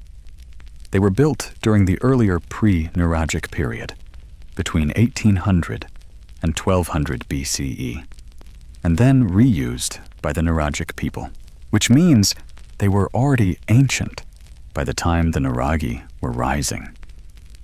Imagine that, living in a stone village, cooking your barley bread, forging your bronze, and every now and then wandering past a structure that's already older than your entire community. A sacred old thing you didn't build, but that you honor. It's humbling, and you feel that now as you lean back and gaze at the sky. No roof here, just blue, stretching forever. The tomb lies half buried in grass and time, but somehow it doesn't feel dead. It feels calm, settled, like it has accepted its place. You walk back to the front and kneel once more before the entrance stone. The little portal still stares back at you like an eye. You place your hand on the stone. It's warm. Whatever else this place was, tomb, monument, threshold, it mattered. Someone hauled these stones, shaped them, aligned them. Someone sang here, wept here, lit torches, and whispered names that have long since faded. The Nuragic people, and those before them, treated death not as an ending, but as part of the story. These tombs weren't tucked away. They were part of the landscape, visible, prominent, shared. You rise slowly and begin to walk away, casting one last glance back at the curved stone, that little doorway, and the long, silent chamber beyond it. It doesn't feel eerie. It feels like someone said, "We remember you." And someone still does. Section 15. You're walking under a sky that's beginning to gather clouds, soft ones, the kind that drift like slow-moving sheep across the blue. The tomb of the giants is fading behind you, though not in memory. That curved horned stone still lingers in your mind like the echo of a drumbeat, a rhythm you didn't start, but can't quite ignore. And now, as you follow a winding path through knee-high grass, another shape comes into view. Low, wide, quietly intense. You approach a flat clearing where something unusual stands at the center. A cluster of worn stone slabs arranged in a tight formation, surrounding a central stone that seems just a bit off. It's taller, carved, leaning ever so slightly, like it's listening to something no one else can hear. At first, it just looks like another megalithic formation, prehistoric Stonehenge light. But as you draw closer, the details emerge. This is no ordinary arrangement of rocks. This is a guarding figure. A few of the stones are clearly anthropomorphic, carved in subtle, haunting ways to resemble humans, or something close to them. You step toward one and see a pair of hollowed eyes, and the suggestion of arms pressed to its sides. Another has a faint ridge where a nose once was, and what might be the curve of a helmet or a horned headdress. And right in front of one of the tomb entrances, a small bronze figurine, weathered by rain and time, left recently by a local or a traveler with a strong sense of poetic timing. Meet the guardians of the dead. We don't know their names. We don't know their exact stories. But we know they were placed, positioned deliberately near sacred sites, tombs, wells, shrines, always watching, always still. Historians still argue whether these guardians were intended as protectors of the tombs, representations of the ancestors themselves, or warnings to the living, a silent, "do not disturb," written in stone. One thing's certain: the Nuragic people and the cultures before them had a deep and complex relationship with death. It wasn't hidden away. It wasn't shamed. The dead were part of the land, part of the community, even after their voices had long since faded. You kneel before one of the statues. It's no more than chest height and mostly featureless, worn nearly smooth by wind and weather. But there's a quiet energy to it, something that reminds you of standing in a museum after hours, where the exhibits are just a little too quiet, a little too present. Quirky tidbit: some of these guardian figures wear what appear to be horned helmets. Yes, again with the horns, possibly symbolizing power, divine connection, or maybe just excellent Bronze Age fashion sense. Others carry small daggers or shields etched into the stone, stylized, minimal, but unmistakable. And that carving style? It's unique to Sardinia. Not quite like the statuary of the Greeks, not Egyptian, not Mesopotamian. This is Sardinian expression, simple, abstract, primal, as if the figure is less about representing a person and more about representing a presence, something eternal, something that doesn't blink. Nearby, you find a series of small bronze statues placed on a flat stone. Warriors, mostly, tall headdresses, broad shoulders, narrow waists. One holds a bow. Another has twin daggers. A third, your favorite, stands mid-step, as if marching toward something with zero interest in your modern confusion. It's tempting to see these as toys, but they weren't. These were ritual objects, offerings, emblems of identity. They may have stood in shrines or been carried in ceremonies, or they may have been left here at the threshold between worlds to guard the dead or to guide them. Historians still debate whether the guardians were tied to a priestly class, a warrior elite, or perhaps to something more spiritual, ancestor worship, or even early forms of animism. That the stone itself might hold power, might become a vessel for memory or spirit. No one knows for sure, which, let's be honest, makes them 10 times more interesting. You walk around the cluster once more, keeping your distance out of a kind of reflexive respect. No signs, no ropes, no tour guide holding up a laminated diagram.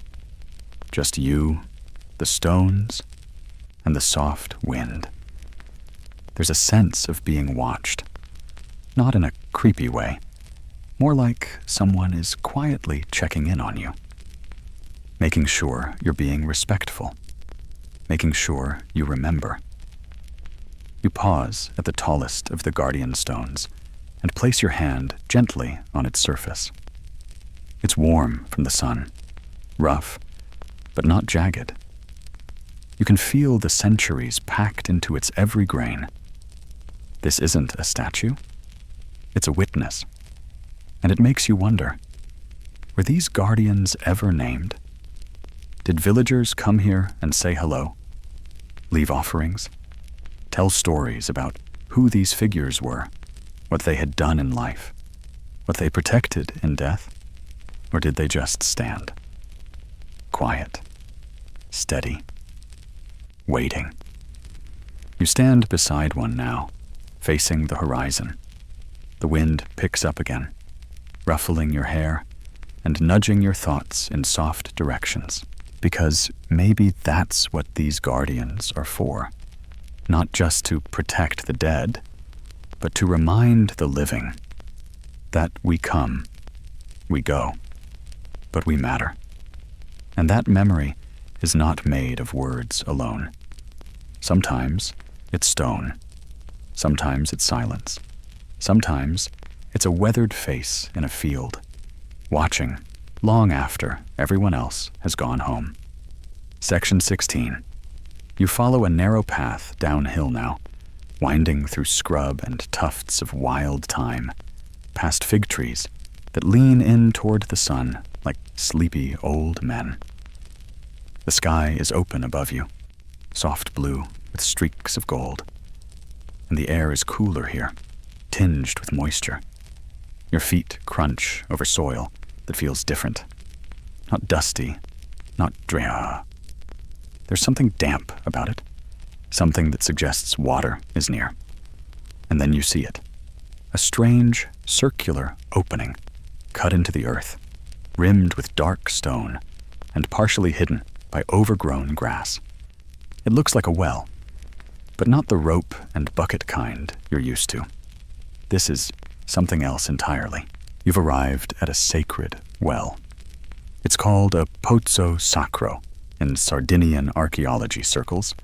And yes, this is where things get a little mystical. You step closer, brushing aside a curtain of tall grass. The entrance to the well lies at the base of a short staircase, lined with carefully cut stones. You begin to descend, slowly. Each step takes you deeper below ground, into the hush of something ancient and purposeful. The temperature drops. The air thickens slightly, as if it's holding its breath. And then, you're there. At the bottom of the staircase lies a circular chamber with a domed ceiling of corbelled stones. Yes, the same technique used in the Nuraghe. But here it feels even more precise, even more reverent. At the center is the well itself, a small, deep shaft still holding water, still reflecting light from the narrow shaft above. And just like that, you're standing in the middle of a Bronze Age water temple. This wasn't for drinking. Not in the everyday sense. This was ritual water, sacred, connected to something deeper. Scholars still debate what exactly the rituals were, but all signs suggest that this wasn't just about thirst. This was about spirit, about renewal. You kneel beside the water, peering into the smooth blackness. It's astonishingly clear. You can see straight to the bottom. Smooth stone, a few scattered leaves, and something else. A coin, a pebble, a forgotten offering. Historians still argue whether these sacred wells were places of healing, fertility rites, lunar worship, or communication with the underworld. Or maybe all of the above. After all, water isn't just life. It's mystery. Quirky tidbit? Some of these wells are aligned astronomically. At certain times of year, often the spring or autumn equinox, the sun, or moon, shines directly down the vertical shaft above the well, illuminating the water in a perfect beam of light. That doesn't happen by accident. The builders knew what they were doing. You sit back against the wall, feeling the damp stone press into your spine. The acoustics here are strange, soft echoes, but no real reverberation. It's like the well is listening, and you start to imagine the ceremonies. People descending these very steps, one by one, carrying offerings, figurines, beads, bronze objects, whispering prayers, maybe singing. The water shimmering in torchlight, the smoke curling upward, the sound of dripping, echoing like a heartbeat. You remember those horned bronze priest figurines? They may have come from sites like this, tiny images of robed figures raising their arms skyward, caught mid-blessing. Their poses say, "This is not ordinary water. This is the place where the world breathes in and out." You glance up through the vertical shaft above you. A perfect circle of sky peers down, rimmed in stone. For a moment, the clouds drift aside, and the sun touches the water, sending ripples of light across the chamber walls. It's magic, but not the sparkles and wands kind. It's older than that. Earth magic. Elemental logic. A sense that someone, thousands of years ago, understood how to shape the land in a way that meant something. You climb the stairs again, slowly, your hand brushing the cold stone. Each step feels a little like surfacing from a dream. And when you reach the top, the world feels brighter, sharper. You take a deep breath and look around. And suddenly, the ordinary feels charged. A bird calls overhead. You see a row of stones, half buried in a field, and wonder if they were once another well, another temple. You look at a puddle beside the path and think, that's not just rainwater. You've been changed, just a little.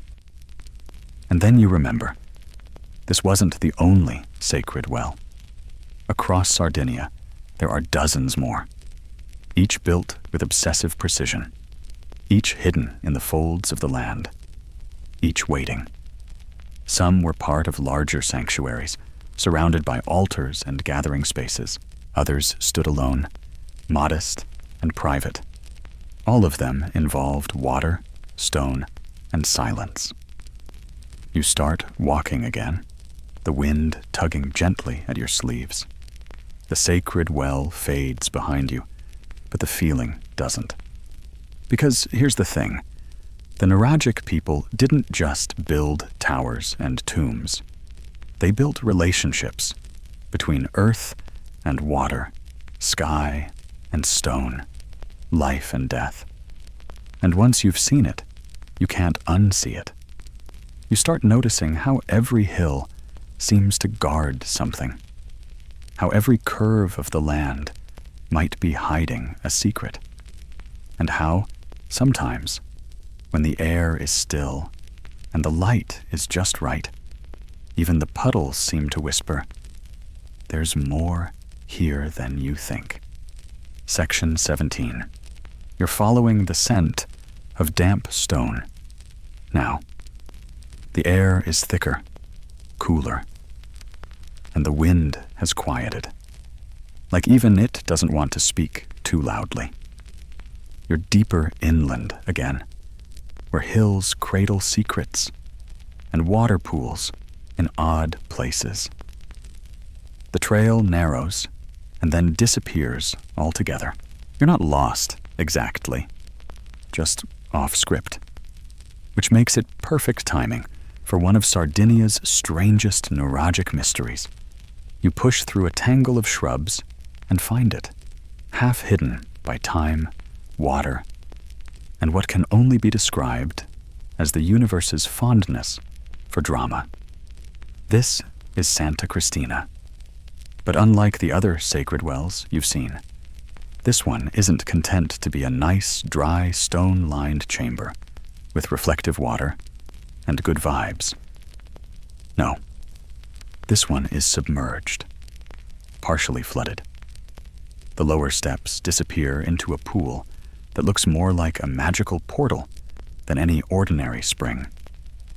You crouch at the edge. The water is glassy and dark, swallowing the lower part of the staircase into perfect silence. It reflects the corbelled dome above it so cleanly that, for a moment, you lose track of which way is up. You lean closer. There's something deeply unsettling and deeply beautiful about seeing architecture like this beneath the waterline. Now, here's the kicker. The Nuragic people did not build this well underwater. At least, not on purpose. Originally, Santa Cristina was just like the others. A sacred well with a precision-cut staircase descending to a basin of ritual water, all housed in a corbelled dome. But over time, possibly because of tectonic shifts, changes in groundwater, or the sheer determination of Sardinian rainfall, it flooded. Permanently. Some call it a mistake. Others, a divine upgrade. Because now, the effect is hypnotic. Walking down those first few steps feels like entering another world. You pause at the water's edge, tempted to keep going, to wade in up to your knees, like some barefoot bronze priest, and see what secrets lie at the bottom. You don't. Good choice. It's probably full of frogs and awkward consequences. Still, the construction is impeccable. The stone steps are smooth and symmetrical. The corridor walls angle inward in perfect geometry. The roof, built entirely from dry stacked stone, still holds after 3,000 years. You run your fingers along the wall and wonder if the builders had any idea what this would become. A shrine turned mirror, turned mystery. Quirky detail?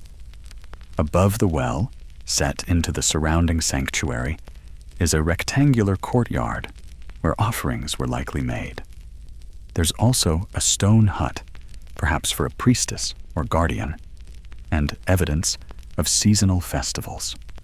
Some researchers think lunar and solar alignments were part of the ritual calendar here, especially during equinoxes, when the moonlight reportedly reflects perfectly down the stair shaft and onto the surface of the water. Historians still argue whether these wells were used for fertility rites, ancestor worship, or celestial tracking. But one thing is clear. They weren't just practical.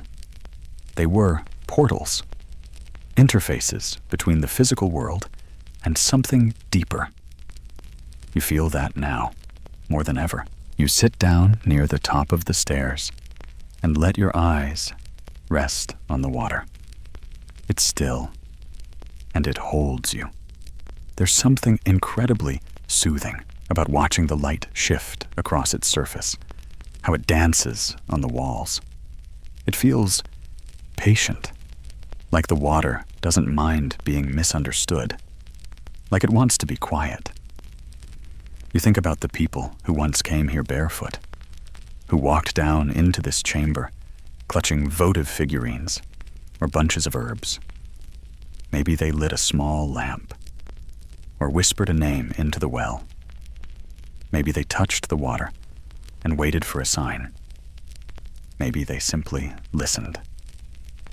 And now, centuries later, you're doing the same. You breathe slowly, Let the silence stretch. Let the cool stone wrap around you. And then, softly, you begin to notice the smallest things. The shift of a shadow in the ripples. The quiet sound of a bird far above. The scent of wet stone mixed with moss and something faintly metallic. Bronze, maybe. Or just the memory of it. This isn't just a flooded well. It's a perfect contradiction. A ruin that still functions. A chamber built for dryness, now filled with water. A forgotten ritual, still echoing. And as you rise and take one last look at the flooded stairwell, you realize something else. The Nuragic builders could never have known this would happen. But somehow, it feels like it fits. Like the land decided to finish their work in its own time.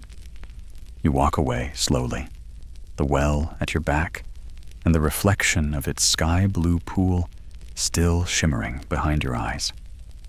And it leaves you with the strange, satisfying thought. Not all mysteries are meant to be solved. Some are meant to be held. Section 18. You're back on higher ground now, the earth dry beneath your feet again, the wind tugging gently at your sleeves. The sacred well fades behind you like a dream you're not quite ready to wake from. But the Nuragic world isn't done whispering yet, not even close, because now we're diving into something tiny. Miniatures, trinkets, objects you could fit in your palm, yet packed with meaning, mystery, and just enough weirdness to keep archaeologists pacing in circles for decades. You're in a museum now, or maybe a reconstructed site, or just standing under an olive tree next to a table where a smiling Sardinian guide has laid out a display of carefully arranged artifacts under glass. Either way, what you're about to see proves one undeniable truth. The Nuragic people may not have written anything down, but they knew how to say things, with bronze. The first thing that catches your eye, a boat. Not a full-size one. This one's about the size of a bread loaf, cast entirely from bronze. It has curved sides, a carved prow, and a central mast. But it's not just any boat. It's brimming with detail. Little men stand on board, their arms raised. Some wear horned helmets. One holds a kind of staff. Another has what looks suspiciously like a musical instrument. This is a bronze votive ship, and it's not alone. You move to the next artifact. Another boat, this one with wings instead of oars. Why? No one really knows. Possibly symbolic, possibly mythological, possibly someone just said, "Let's make a boat, but make it fancy." Next comes a figurine, roughly 6 inches tall, but full of attitude. It's a warrior, lean and proud, with a narrow waist, long legs, and a helmet so dramatic it might be compensating for something. In one hand, a spear. In the other, a shield. His pose is static, but powerful, like he's frozen mid-vow. Then you see another, and another. Soon you're surrounded by a small army of Nuragic figurines. Archers, priests, women with elaborate hairstyles, twin figures standing side by side, even animals. Deer, bulls, birds. Each one distinct. Each one telling a silent story. Quirky detail. One of the most famous bronzetti, that's what these bronze figurines are called, shows a warrior with 3 eyes. No, really. 2 in the usual place, and 1 right on the forehead. A symbol of divine sight? A spiritual third eye? or just an early attempt at superhero branding. You step back and take them in all at once. Dozens of them, maybe hundreds, if you count what's been pulled from wells and tombs and temple sites across Sardinia. Some are barely bigger than a thumb, others the size of a coffee mug. All of them incredibly detailed for their size. All of them intentional. Historians still argue what these bronzetti were used for. Some believe they were votive offerings left at sacred sites, especially wells, like the one you just visited. Others think they represented ancestors, clan leaders, or deities. Still others suggest they were carried during rituals, or maybe placed in homes as protective figures. A few optimists even float the idea that they were toys. Toys? Sure. If your childhood playset included miniature god priests in horned helmets and ceremonial staffs. What's fascinating is the sheer variety. Unlike Egyptian or Greek statuary, which tends to repeat certain idealized forms, the Nuragic bronzetti feel personal, local. No two are exactly alike. Some look noble and refined, others squat and cartoonish. One priest figure even appears to be squinting, like he forgot his bronze glasses. And then you find the twins. A rare bronzetto shows two identical figures standing shoulder to shoulder, their arms interlocked. Maybe brothers, maybe warriors, maybe lovers, maybe just two guys who lost a bet.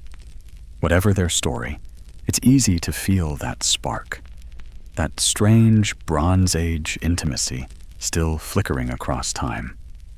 You pause at a group of horned, helmeted figures, their arms raised high. It's easy to picture them in a procession, standing before a sacred well or atop the Nuraghe tower, calling to the sky. The gesture is one of invocation, of celebration, or maybe surrender.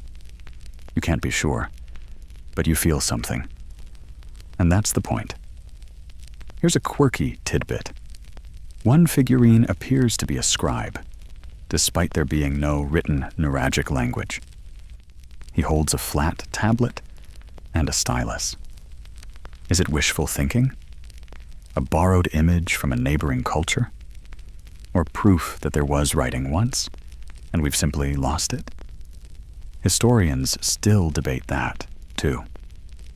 No confirmed Nuragic texts have ever been found, just a few scratched symbols on pottery and stone. And yet, here's a little bronze man writing something down, like he knows something you don't. You lean in. Look closer. The figure's blank bronze eyes seem to say, "You're not ready yet." You step away, and now you can't stop seeing them. These little bronzes aren't just art. They're a gallery of identity, a catalog of possibility. They hint at stories that were never written down, but still managed to endure by being small enough to hide in a well, durable enough to survive time, and expressive enough to capture your imagination 3,000 years later. You walk away from the display, whether it's a museum, or a table, or a patch of earth someone's still excavating, with your head full of questions. Why the boats? Why the horns? Why so many tiny hands raised toward the sky? Maybe the answers don't matter. Maybe what matters is that someone cared enough to cast a moment in metal, to take the time, the effort, the fire, and shape the unspeakable into something you could hold.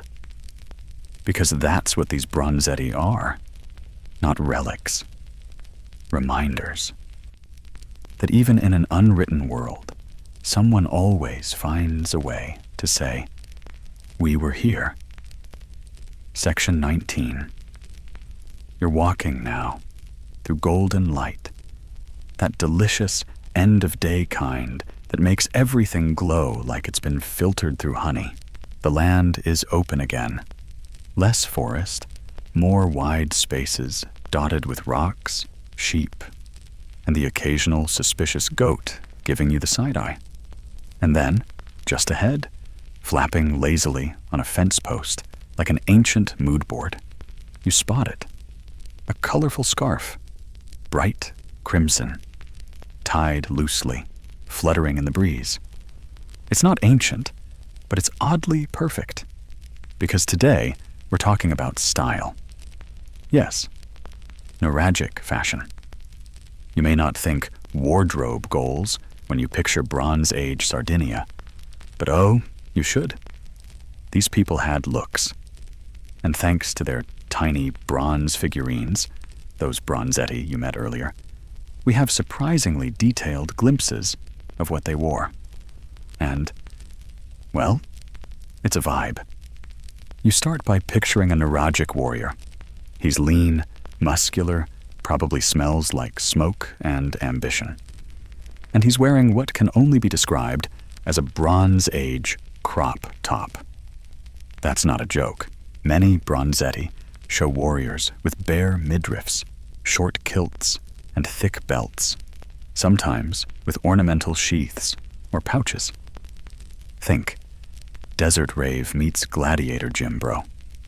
And the helmets? Oh boy. If fashion says who you are, the Nuragic helmet says you are not to be trifled with.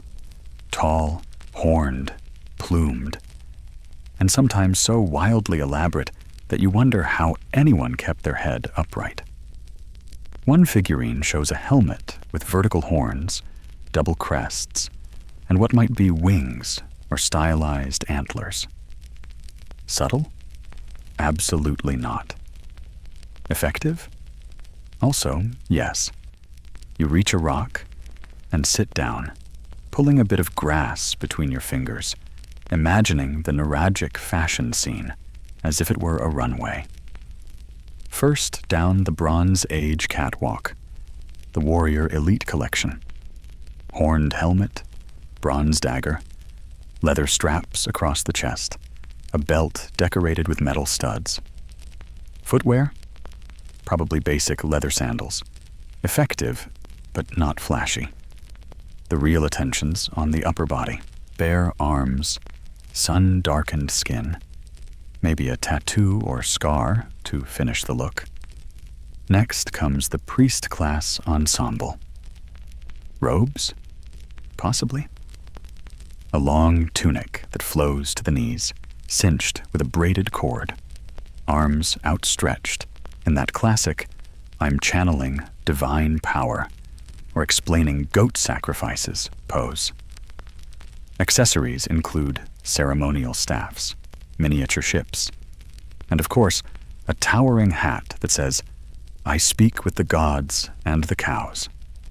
Quirky detail?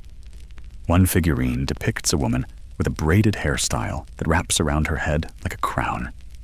She's wearing a long garment and carries what might be an offering: a bowl, a bundle, or possibly a small animal. She looks serene, regal, like she runs the village festival and wins at every board game. Historians still argue whether there was distinct gendered clothing in Nuragic society, or whether much of the dress was function first, style second. But based on the figurines, they definitely had aesthetic priorities. Armor wasn't just for protection. It was a canvas. Belts were wide and decorative. Helms were ornate. Even the small bucklers and shields sometimes had engraved patterns. You stand and walk a bit farther, imagining the Nuragic version of a market day. Picture rows of stalls, some with pottery, others with fresh herbs, bronze trinkets, or leather goods. And of course, the tailors. People bartering for woven wool, dyed fabrics, the latest in goat hide accessories. Did they have color? Absolutely.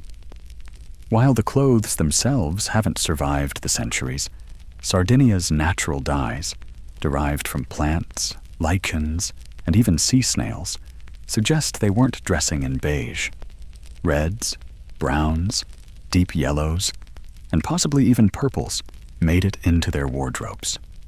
You find a small stream and squat beside it, imagining a young Nuragic girl washing dyed wool, singing softly. Her fingers are stained from roots and berries. She's not thinking about fashion history. She's thinking about whether her older brother is going to get that weird helmet stuck on his head again. And speaking of helmets, there's one bronzetto with such an exaggerated horned helm that it looks more symbolic than functional. It's tall, curved, and impossible to wear in combat without taking out someone's eye accidentally. So was it ceremonial? Religious? Or just a Bronze Age power move? Fringe theory alert. Some scholars believe certain Nuragic outfits weren't designed for battle at all, but for performance. Ritual dances, ceremonies, public displays of status and devotion. Think of them like sacred costumes, intimidating, awe-inspiring, and about as practical as a gold lame jumpsuit. You sit back again, the stream gurgling quietly beside you. One thing is clear. The Nuragic people dressed with intention. They may not have had mirrors, or maybe they used polished bronze, but they cared how they looked. Clothing wasn't just function. It was identity. It was power. It was a language, woven in wool and stitched into community memory. And perhaps most telling of all, the figures that survived aren't just generic humans. They're individuals. Each bronzetto shows someone with a story, a purpose, a personality, even if we can't name them now. Their clothing helps tell that story, even across millennia. You look down at your own modern clothes, mass-produced, synthetic, machine-stitched, and feel just a little underdressed in the presence of these ancient fashionistas. Because say what you want about the Bronze Age, but the Nuragic people, they came dressed to impress. Section 20. You're following the coast now, where the land meets the sea with all the drama of a mythic stage. Jagged cliffs, pale sand, waves that roll in with lazy power, always whispering something you can't quite catch. And out there, just beyond the horizon, came visitors. No, not aliens. Not this time. These were sea-born people. Real, mysterious, and absolutely legendary. Meet the Shardana. Or maybe meet the idea of them, because no one knows exactly who they were. But if there's one theory that gets historians into full academic slap fights, it's the idea that the Nuragic Sardinians were part of this enigmatic group known as the Sea Peoples. You stand on a rocky outcrop, gazing out over the glittering blue, and imagine the sails, the dark shapes, the sound of oars slicing water, an entire people moving across the Mediterranean like a storm on slow burn. The Shardana show up in Egyptian records around the 13th century BCE, described as fierce warriors, often mercenaries, with horned helmets, sound familiar, and a talent for naval raids that caused a lot of pharaohs to lose sleep and patience. And here's where it gets spicy. The name Shardana sounds an awful lot like Sardinia. Coincidence? Maybe. Or maybe not. There are scholars who believe the Shardana came from Sardinia, or at least shared ancestry with the Nuragic people. Others think they simply passed through, or intermingled, or maybe were the Nuragic people on tour, like a Bronze Age rock band, with attitude and way too many spears. Historians still argue whether the Sardana were a single tribe, a confederation, or just a label slapped on anyone who showed up uninvited and left everyone wondering what just happened. But Egyptian tomb art shows them wearing horned helmets, round shields, and short kilts. Basically, Nuragic cosplay. You imagine it now. A Nuragic warrior boarding a ship, gripping a bronze sword, scanning the horizon. Not to invade, not to flee, just to go. Sardinia was isolated, but it wasn't cut off. The Nuragic people had bronze. They had boats. They had style. Why wouldn't they travel? Quirky detail?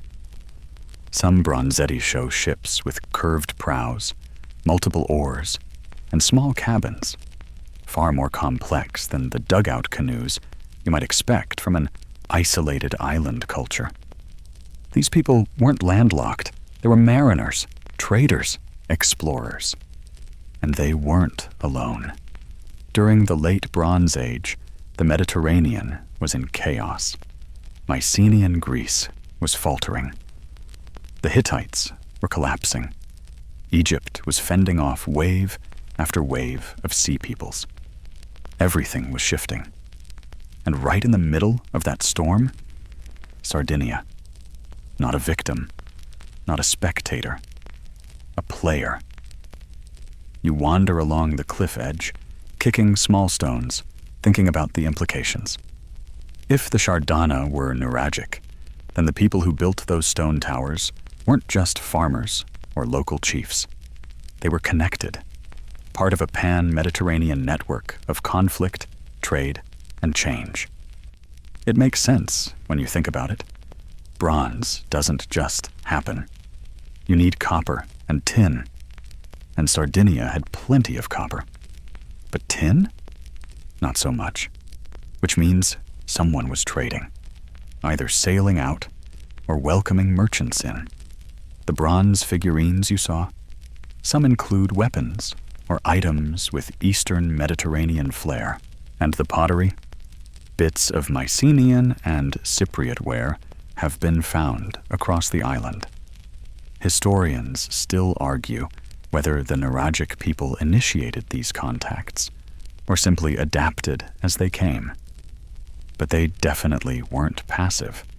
They built ports. They traded metals, ceramics, and maybe even mercenaries. What's a little sword for hire among friends?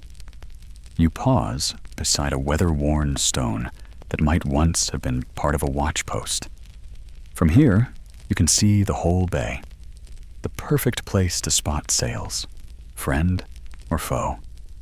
And you think about that feeling, watching the sea, waiting, knowing the world is bigger than your island, but your island still matters. That's what the Nuragic people lived with, the sense that the world was out there and that they belonged in it. Quirky theory. Some researchers believe the Sardana settled in other parts of the Mediterranean, Corsica, Crete, even Egypt, and brought Sardinian architectural and artistic styles with them, which means there may be lost Nuraghe outside of Sardinia, disguised under other names, still whispering their secrets. You sit down, letting the salt wind hit your face. The waves roll in and out, and in your mind's eye, a Nuragic ship cuts across the water. Low, sleek, silent. On board are warriors, priests, traders, dreamers. No maps, no compass, just the stars, the wind, and a story they carried with them. And maybe, just maybe, they whispered as they sailed, "We are Sardana, and we remember where where we came from. Section 21. You're inland again, your boots crunching over dry leaves and the occasional goat pellet, which you carefully pretend not to notice. The air smells of rosemary and sun-warmed stone. And just ahead, rising out of the hillside like a misplaced crown, is another Nuraghe. But this one's different. Not bigger, not more famous. Just in a mood. Some towers feel proud. This one feels annoyed. You climb the slope and find that the structure is half collapsed, not in the charming ruins with character way, but in the someone forgot to maintain their Bronze Age real estate way. Stones have shifted. The inner corridor is blocked by a tree root thicker than your arm, and there's a smell of damp lichen mixed with the strange perfume of goat drama. Still, the bones of it are there. The curved walls, the corbelled ceiling, the remnants of a spiral staircase. You lean your back against the stone and exhale. Because this section, it's all about decay. About what happens when the towers stop watching. About what came after.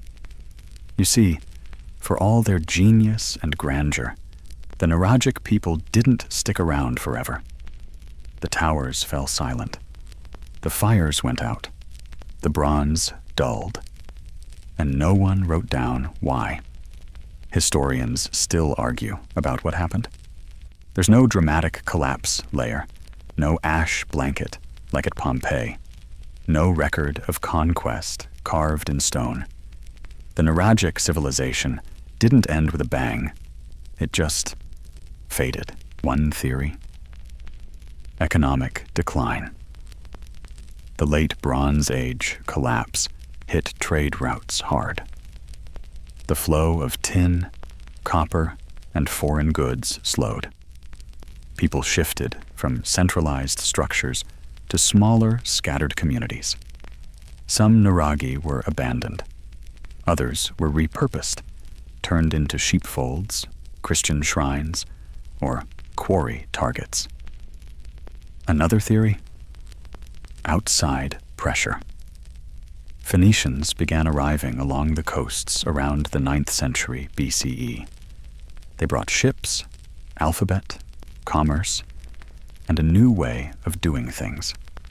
Some Nuragic sites show layers of reuse with Phoenician pottery mixed in. Whether it was peaceful coexistence, slow cultural blending, or awkward Bronze Age gentrification, we'll never know. You circle the Nuraghe, running your hand along its weathered flank. The lichen patches feel soft, velvety. Time has etched itself into every crevice. And yet, it's still standing. Not just a ruin, but a presence.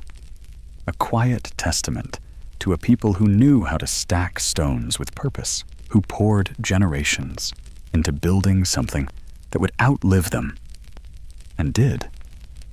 Quirky detail? At some sites, you'll find medieval graffiti scratched into the Nuraghe stones, crosses, initials, dates, as if later travelers couldn't resist leaving their own mark on these elder monuments. Giovanni was here, 1411. Bronze Age, tick-tock. You sit on a flat stone and take it all in. Birds flit through the upper chambers. A few goat bells tinkle in the distance. And you wonder, how many people walked this path before you? How many stopped, touched this same stone, and asked, what happened here? The truth is, the Nuragic civilization never had a single end. It had layers, evolutions, absorptions. It didn't disappear. It changed. Slowly, messily, beautifully. Some communities clung to their traditions. Others adapted. Over time, the Nuragic world gave way to something else. To others, to the Phoenicians, the Carthaginians, the Romans, and each new wave left its own footprint, sometimes building over Nuragic sites, sometimes incorporating them. You look up at the tower's top and imagine it centuries after its peak, when no one remembered who built it or why, when shepherds passed it by, calling it the old stone thing, and letting their sheep sleep in its base. Time forgets, but stones don't. You rise and continue walking, passing smaller stones, half buried in brush. Some are just rocks. Some, maybe the edges of huts, or walls, or forgotten footpaths. And it hits you. Not all endings are loud.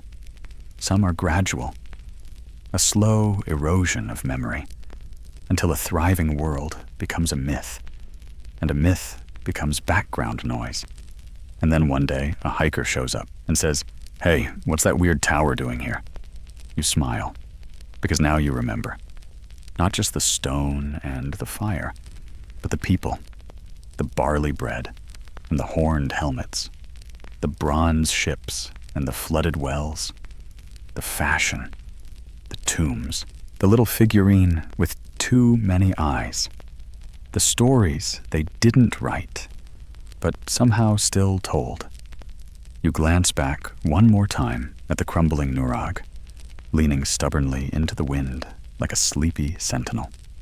Still standing, still mattering, even after everything else moved on. Section 22. You're on a flat plain now, open land, stretching wide under a sky that's doing its best watercolor impression. Pastel clouds, pink-tinted edges, a sun that's more suggestion than shape.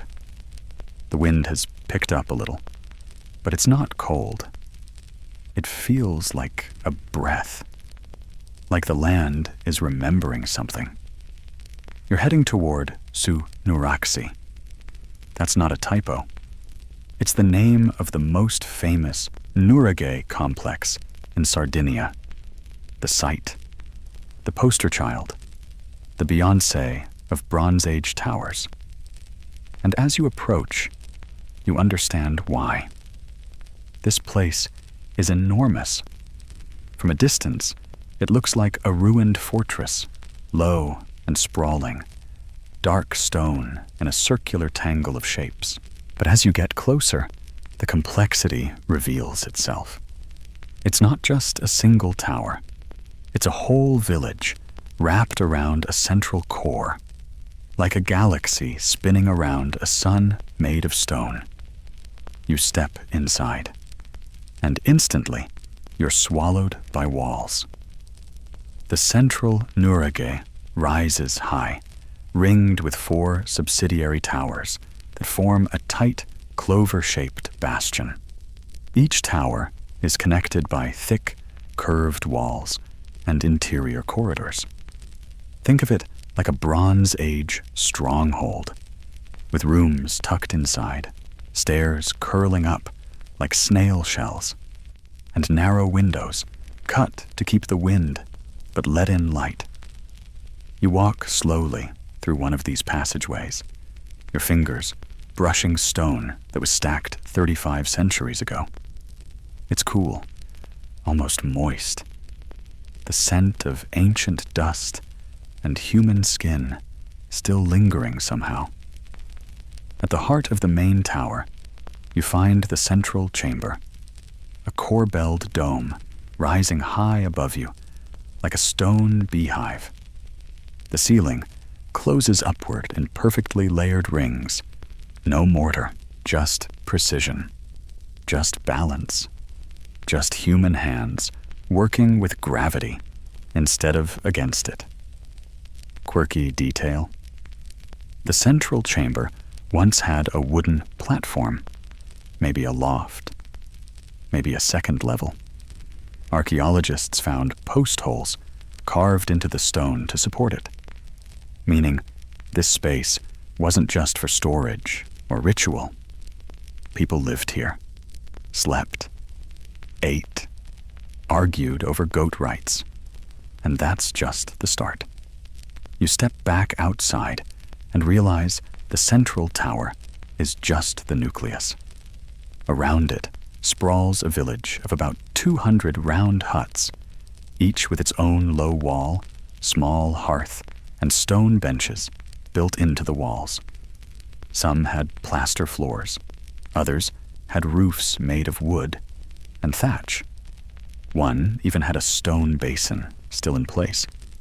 And yes, you better believe there was a meeting hut, oval in shape, with a circular stone bench lining the interior. Scholars think it was used for communal decision-making.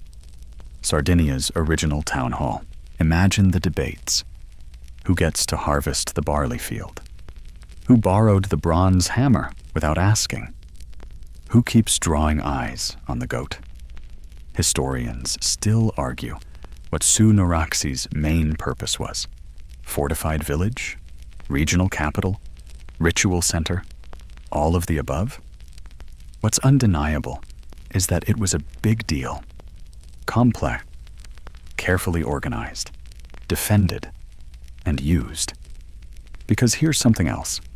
The outer village wasn't built all at once. It evolved over generations. People added new rooms, reinforced old ones, dug wells, built drain channels, re-roofed huts. This was living architecture, changing with the community, adapting to their needs, their fears, their dreams. You walk through the alleys now, narrow paths between hut walls, where children once ran barefoot, goats once snuck into kitchens, and old people probably sat around giving unhelpful advice. The layout is intimate, dense. You can imagine the smells: smoke, stew, sheep, people. It would have been loud, full of life, echoing with the Bronze Age laughter and grumbling.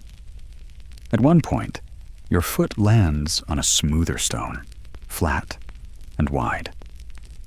A threshold. You pause, and for no reason at all, you picture someone else stepping through this doorway 3,000 years ago. A child? A priest? A mother with a clay bowl in one hand and a look of tired focus? Someone who lived here, who called this home. Quirky fact: some of the huts show signs of later occupation, well into the Iron Age and even the early Roman period. People kept coming back, kept reusing, kept respecting, even as the world around them changed. And that's the magic of Nuraghe. It's not just a ruin. It's a memory made of stone and soot and stubbornness. A place where people didn't just survive. They thrived. They built. They celebrated. They innovated. And yes, eventually, they left. But they didn't vanish. They left traces. You step out from the village ring and look back at the whole structure. The towers, the huts, the walls. It looks like a fossilized heartbeat. And somehow, it still pulses. Because Nuraghe isn't just impressive because of its size. It's impressive because it lasted. Because it still talks. If you're quiet enough to listen. If you're willing to walk its paths, stoop through its doorways, and remember that every rock here once had a name attached to it. You sit for a moment on the slope above, watching the wind ripple through the grass and listening to the murmur of distant voices. Maybe tourists, maybe ghosts.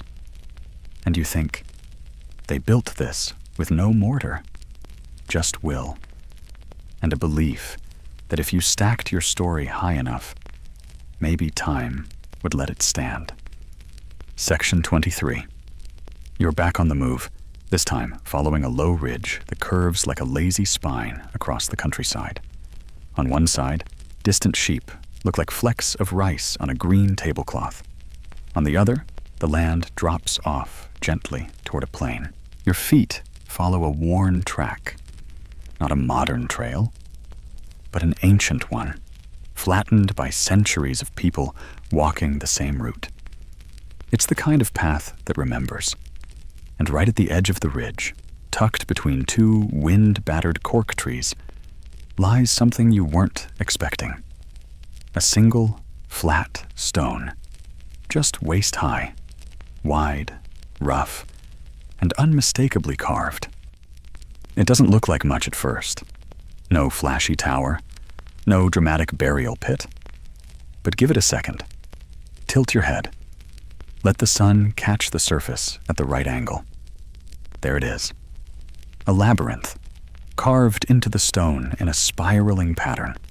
Lines that coil inward in deliberate turns, clean and shallow, worn smooth by time and fingers. It's not huge, not flashy, but it holds a gravity that pulls your eyes inward. This is a megalithic carving, one of many found across Sardinia and often overlooked because they don't rise. They draw you in, quietly, patiently, like a whispered story told backward. Historians still argue about what these labyrinths and carved symbols mean. Are they maps, ritual paths, representations of the sun, or the journey to the underworld? Or just prehistoric doodles left behind by bored shepherds with good hand-eye coordination? You trace the spiral with your finger, slowly, letting the cool stone guide you inward. There's something meditative about it, hypnotic. It's not a maze. It's not meant to confuse. It's meant to guide, always leading inward, then back out again, like breath, like life. Then you notice another carving nearby, less elaborate, but just as curious. A sunburst, maybe. A wheel. Or is it an eye? And suddenly, you're aware of the world around you in a sharper way. The rustle of the leaves, the buzz of something unseen, the way your own heartbeat syncs with the wind. This isn't just a carving. It's a moment, encoded in stone. Quirky detail? Some carved stones in Sardinia appear to mark solstices. Their designs align with the rising or setting sun at key times of year, like nature's own Google Calendar, except far less annoying and way more mysterious. Other stones have cup marks, small bowl-like depressions grouped in patterns. No one really knows what they were for. Offerings? Counting systems? Game boards? One theory says they were part of fertility rites, with liquids poured in during ceremonies. Bronze Age party trick, anyone? And here's something else. Some of these symbols aren't isolated. They show up across the Mediterranean, from Malta to Mycenae to the Iberian Peninsula. Not identical, but similar. Spirals, wheels, suns, eyes. You start to wonder if this was a shared language, visual echoes passed by traders, travelers, or just the human impulse to mark what matters. You walk farther and stumble on another carved stone. This one half buried, moss crawling over its edges. You crouch and wipe it gently. A series of concentric circles, maybe a representation of a Nuraghe from above, or a symbol for the cosmos. Historians still debate whether these carvings were deeply sacred or just symbolic shorthand used by builders and villagers. Some think they held spiritual weight, like sigils of protection or maps of invisible forces. Others think they were memory aids, used to remember stories or places in a culture without writing. Either way, the fact that you're touching them 3,000 years later means they worked. Someone needed this to be remembered. And you showed up, right on schedule. You find a large, flat boulder and sit down, staring out over the plains below. For the first time in hours, there's no structure in sight. Just land, sky, and time. But somehow, these carvings feel as alive, maybe more, than any tower. Because these stones didn't just support walls. They spoke. Not in words. In symbols. In silence. You start to realize that even without writing, the Nuragic people were not silent. They communicated in form and function, in shape and ritual. They told their stories with stone, with space, with paths worn into the earth and patterns etched into granite. Quirky theory? Some scholars think these carvings were meant to be felt, not just seen. Ritual participants might have walked the spiral with their fingers or eyes closed, guided by muscle memory and intention. A tactile language for a world that valued the physical over the written. You press your palm against the labyrinth again and close your eyes, just for a moment. The stone is cool. The spiral fits perfectly under your hand. And for a second, you can almost hear the sound of chanting. Not words, but rhythm, breath, the whisper of sand over rock, a lullaby that predates lullabies. You stand quietly. Take one last look at the carving before turning back toward the trail. No towering Nuraghe, no shrine, no dramatic tomb, just a spiral. And somehow, that's enough. Because not all history stands tall. Some of it lies quietly underfoot, waiting for someone to notice it again. Section 24. You're walking beside a river now, slow-moving, shallow. A ribbon of water, barely keeping its cool under the heat of the Sardinian sun. Dragonflies zip past like winged punctuation. Reeds whisper secrets to each other in the breeze.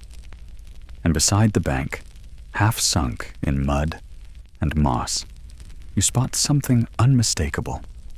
Stone. Not random. Aligned. You step off the path and head closer, brushing past tall grass until you're staring at a low, rectangular foundation. Just a few rows of stones, barely knee-high. But the shape is deliberate. The layout, familiar. You recognize it now. This was once a Nuragic hut, but not one tucked inside a great complex like Nuraghe. This is rural, modest. The kind of structure that housed everyday lives. People who worked the fields, raised animals, brewed beer, probably, and watched the seasons come and go. This section is all about the ordinary Nuragic home, because yes, they built towers. They performed rituals in flooded wells. They carved spirals that may or may not have unlocked alternate dimensions. But most of the time, they just lived, ate, slept, got into arguments about firewood. You know, people stuff. You crouch beside the wall and imagine it rising again. Round, like most Nuragic huts. About 4 to 6 meters in diameter. A single doorway facing southeast, likely to catch the morning sun. The walls would have been built with thick stone at the base, tapering inward. The roof? A wooden frame, thatched with reeds or grass, shaped like a cone. Cozy. Efficient. Waterproof, if you didn't skimp on the moss packing. Inside, it would have been dark, but not gloomy, just soft. A fire in the center, smoke spiraling upward and seeping through the thatch. Low benches built into the wall. A few ceramic pots near the hearth. Maybe some woven baskets. Maybe a dog curled in the corner. Definitely someone yelling at that dog to get off the sleeping mat. Historians still argue over the precise layout of these homes, how many were clustered together, whether families lived as nuclear units or extended kin groups. But evidence suggests many huts were part of small clusters, sometimes linked by shared courtyards or low walls. You imagine a village now, not a tourist attraction, but a real one. Children playing with clay figurines. Women grinding grain between two stones. Men repairing a net or shaping a bronze knife. Chickens darting between legs. Goats doing their usual goat mischief. Quirky detail? In some Nuragic villages, archaeologists have found small stone bins believed to be used for fermenting beer. Yes, beer. Probably made from barley, with wild yeast, and a level of fizz that would make a hipster microbrewery weep. So while you're imagining daily life, go ahead and add someone drinking a warm Bronze Age IPA out of a hand-thrown cup while grumbling about taxes. Okay, not taxes, but definitely grumbling. You walk around the foundation, tracing the edge of what was once someone's world. This wasn't just a hut. It was a home. And even without walls or a roof, the space still feels intimate. Then you find something curious. A small depression near the entrance. A basin carved into the stone. Maybe for washing. Maybe for mixing clay. Or maybe it once held something precious. A ritual offering, perhaps, placed before stepping out for the day. Because even ordinary homes had touches of the sacred. You walk a bit farther and spot another foundation. This one, rectangular. Unusual. Maybe a later addition. Maybe a communal space. Some Nuragic settlements had large gathering huts with benches built along the interior walls. These were probably used for meetings, storytelling, or dramatic reenactments of why you should never borrow someone's spear without asking. You sit down on a flat stone and take it in, the way the layout forms a kind of quiet order, the way the past doesn't shout here, it just hums, softly, persistently. This wasn't just survival. This was life. Full, complex, repetitive, and beautiful. You glance up at the trees swaying above the ruins. Their branches move like slow dancers, casting shifting shadows across the stones. You think about what they cooked. Grains, lentils, maybe wild herbs, roasted meat, fermented dairy, meals eaten from shared bowls, hands reaching in, passing pieces of flat bread, maybe sneaking a bit to the dog when no one was looking. Quirky thought? There's no sign they used chairs. Everything happened low to the ground, on benches, mats, the dirt. A horizontal lifestyle. Good for posture? Debatable. Good for grounding? Absolutely. And at night, when the fire died down and the smoke drifted through the thatch, people would sleep shoulder to shoulder, wrapped in wool and dreams, listening to owls, to wind, to the crackle of embers. It's a humble scene, but it's everything. Because for all the towers and treasures, this is where the real story played out. In huts like this, in homes like this, in the quiet rhythms of breath and warmth and routine. You run your hand along the edge of the foundation one last time, and then you stand, brush off your palms, and keep walking. Because there's more to see. But you'll carry this place with you now. Not a ruin, a reminder that even the greatest civilizations are built on mornings, on mealtimes, on shared roofs, and stubborn goats. And in that way, the Nuragic people, they weren't so different from you at all. Section 25. You're walking downhill now, the path growing softer underfoot as you reach lower, wetter ground. The trees thin out, replaced by reeds and shrubs. You catch the scent of standing water, earthy, faintly metallic. And just ahead, past a tangle of roots and stones, you find it. A marsh. Well, more of a wetland. Flat, silvery, dotted with birds who flap indignantly when you get too close.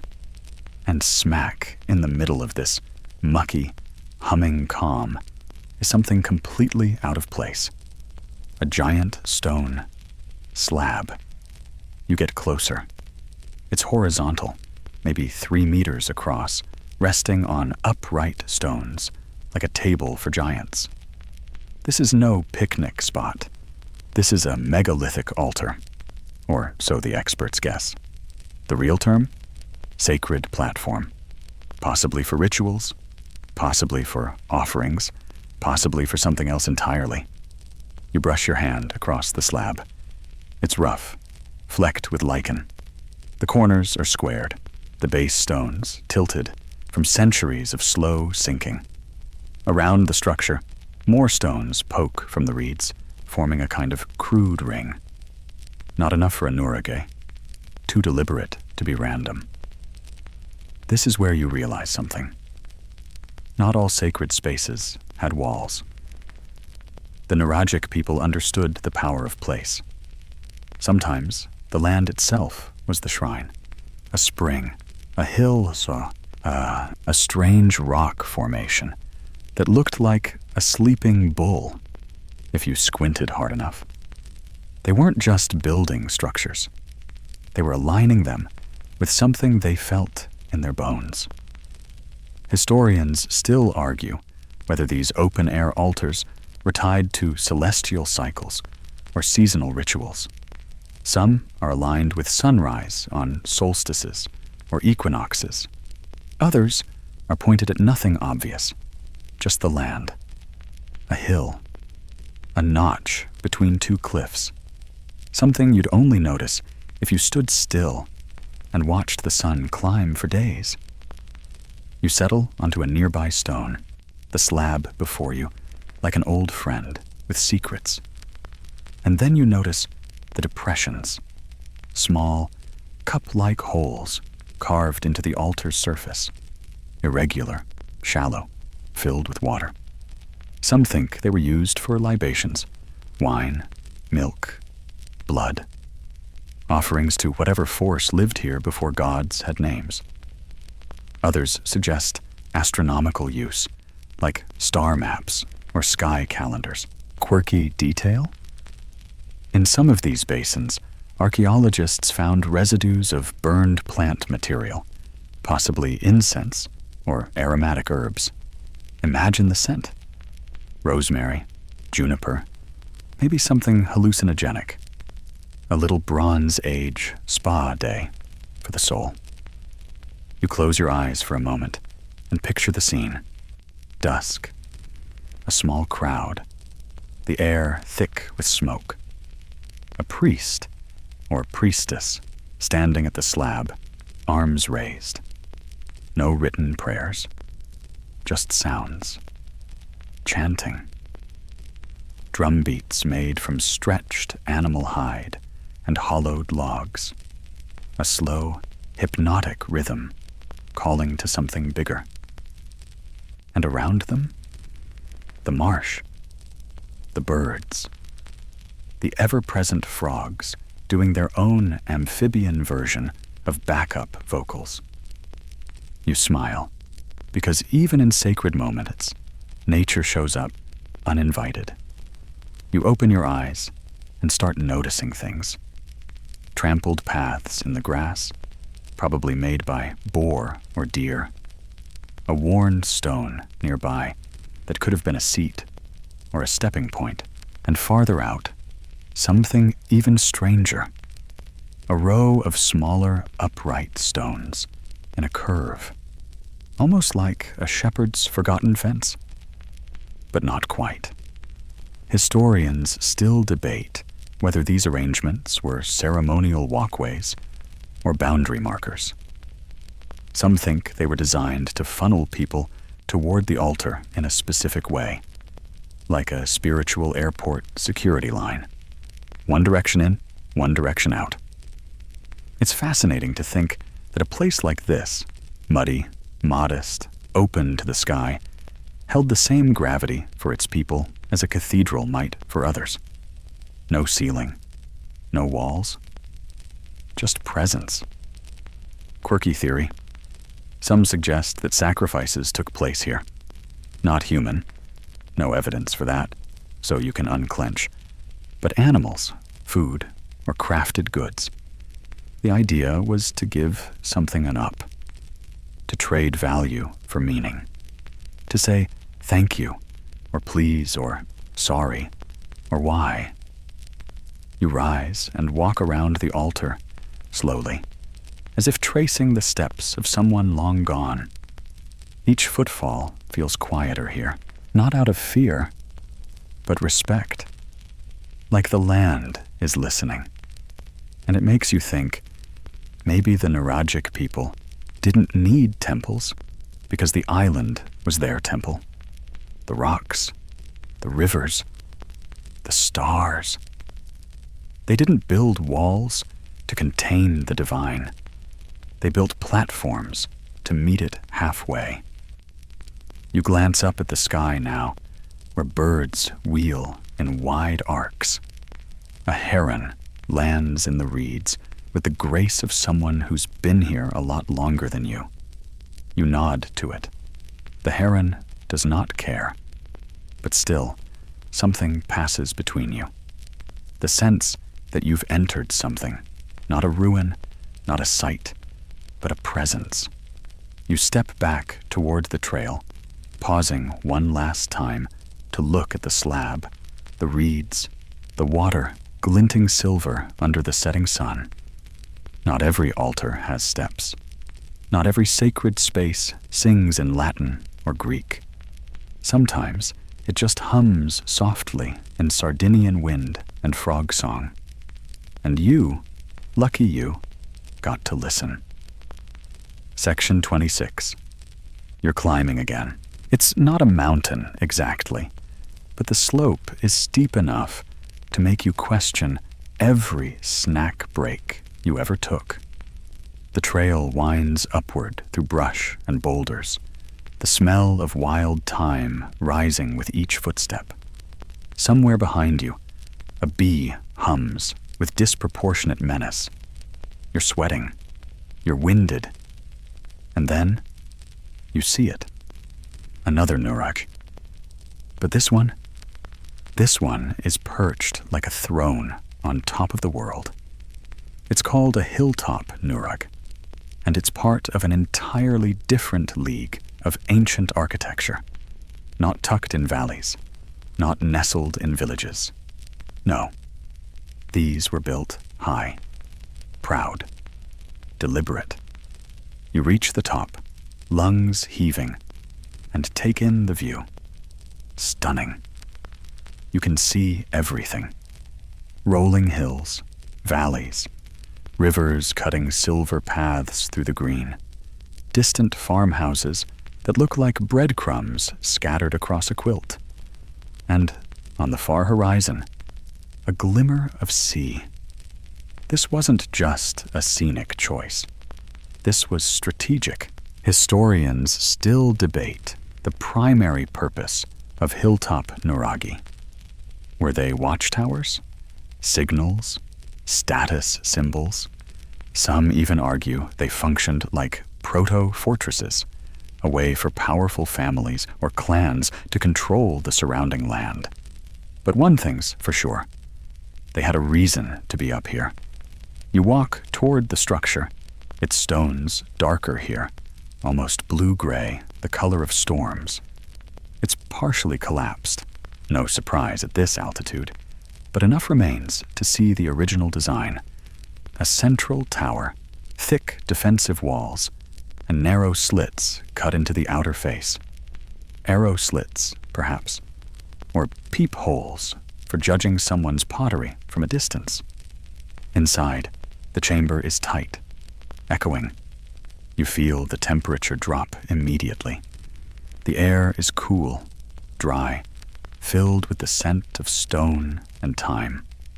A core-built ceiling still rises above you, though cracked. Someone once looked up from this very spot and saw the same shape. That's a strange kind of kinship. Quirky detail? Some hilltop Nuraghe are connected by line of sight, as in, you can literally see from one to the next, which means the Nuragic people may have developed a rudimentary visual communication system.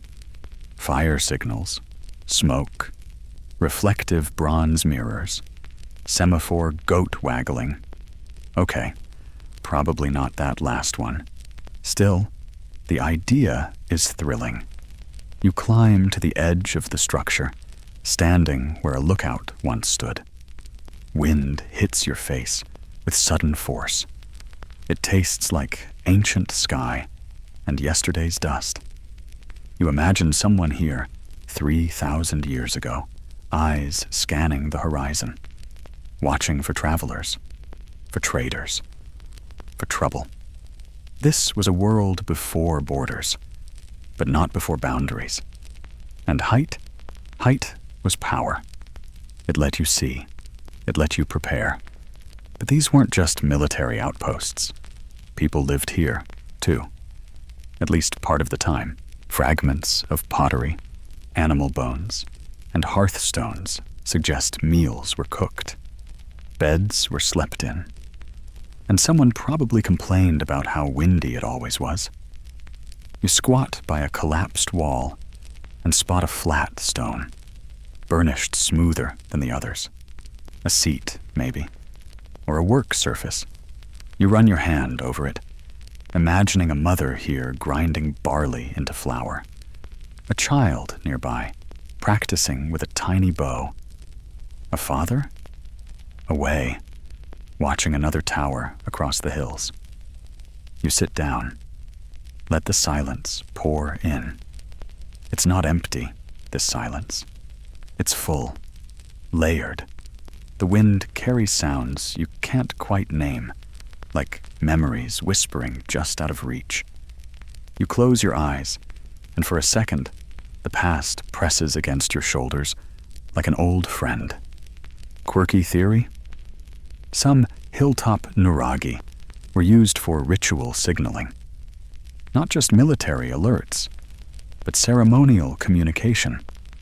Imagine lighting fires, not as warnings, but as part of seasonal celebrations.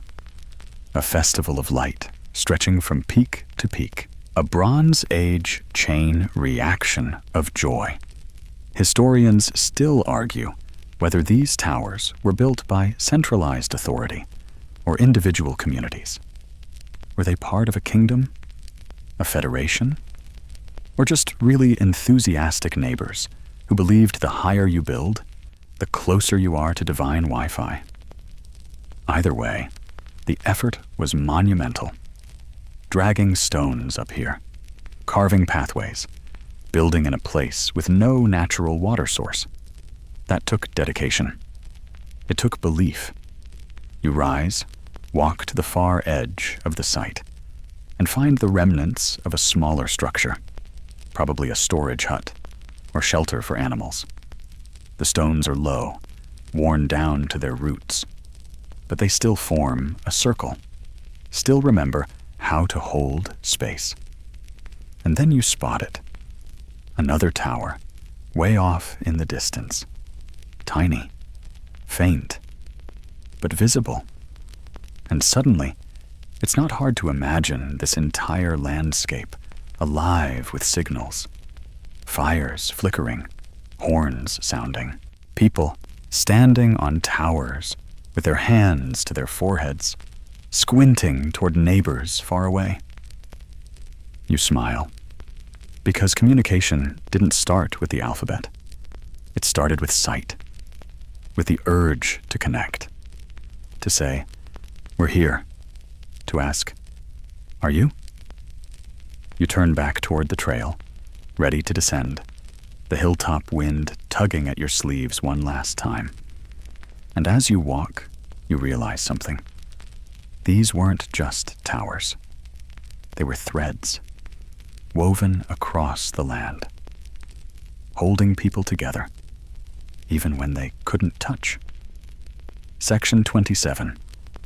You've left the heights behind now, descending through gentler slopes where olive trees grow with the stubbornness of old men who've seen too much. The branches are twisted, the trunks gnarled, and the ground is littered with small, unripe fruit and little brown stones that try very hard to trip you. You're entering agricultural land. And guess what? So were they. This section is about farming Nuragic style, how these tower builders fed themselves, and what the land looked like when it was not covered in souvenir stands or drone-flying tourists in sun hats. Because for all their dramatic towers and mysterious rituals, the Nuragic people were, at their core, farmers. They had to be. You can't run a society on bronze helmets alone. You come across a low field edged with a crumbling stone wall, classic dry stone, wide enough to sit on, low enough to step over. It's old, possibly Nuragic, possibly Roman, possibly repaired 47 times by shepherds who swore at every rock. But the shape is familiar. A cultivated plot, probably once filled with barley or wheat, staple grains of the time. The Nuragic diet was built on cereals, pulses, fruits, and animal products. We know this not from menus, obviously, but from storage pits, tools, and the contents of fossilized poop. Glamorous stuff. Archaeology. You kneel and touch the soil. Dark, gritty, and still fertile. You imagine fingers pushing seeds into this very earth under the same sun. A child carrying a clay bowl full of lentils, walking between furrows. A woman with a wooden rake. Someone yelling at a donkey who refuses, yet again, to turn left. Historians still argue whether the Nuragic people used crop rotation or fallow cycles, but there's solid evidence they understood how to manage land sustainably. They used terracing on hillsides, built irrigation channels, and possibly even understood basic composting, though probably without using that word. Quirky detail? At some Nuragic sites, archaeologists have uncovered bronze sickles. Yes, bronze. Beautifully curved, sharp enough to slice grain stalks cleanly. That's serious dedication. Metal tools for harvesting. Not just functional, but symbolic. Farming wasn't grunt work. It was life-giving, maybe even sacred. You walk farther and come across a group of low mounds, ancient threshing floors, perhaps, flat, circular areas where grain was separated from chaff. Picture a donkey or ox walking in slow circles, dragging a board, breaking the husks. Then someone tossing it all in the air, letting the wind carry away the light stuff. Bronze Age, fan-powered sorting. And animals? They had those too. Sheep, goats, pigs, cattle. Each had a role. Sheep gave wool and meat. Goats climbed impossible cliffs and gave milk. Pigs rooted around the village, probably making enemies. Cattle pulled plows. Yes, they had those, and provided much-needed dairy calories. You pass a fenced-in area and picture it as it was. Pens, stables, maybe even small barns. The remains of some Nuragic settlements include animal enclosures and tethering stones, which suggests domestication wasn't just a background activity. It was integrated into daily life. People shared space with their animals, lived among them, argued with them. You find a rock to sit on and pull out a fig you packed earlier. Appropriate. The Nuragic people ate those, too, along with olives, grapes, wild herbs, and nuts. They probably made porridge from barley, bread from wheat, cheese from sheep's milk. Meat? Rare. Reserved for feasts, ceremonies, or when an animal really tested their patience. And yes, they drank. Wine was known, though likely rudimentary. Beer? Definitely. There's archaeological evidence of fermentation vessels. Nothing like cracking open a cold one after a long day threshing barley and wrestling goats.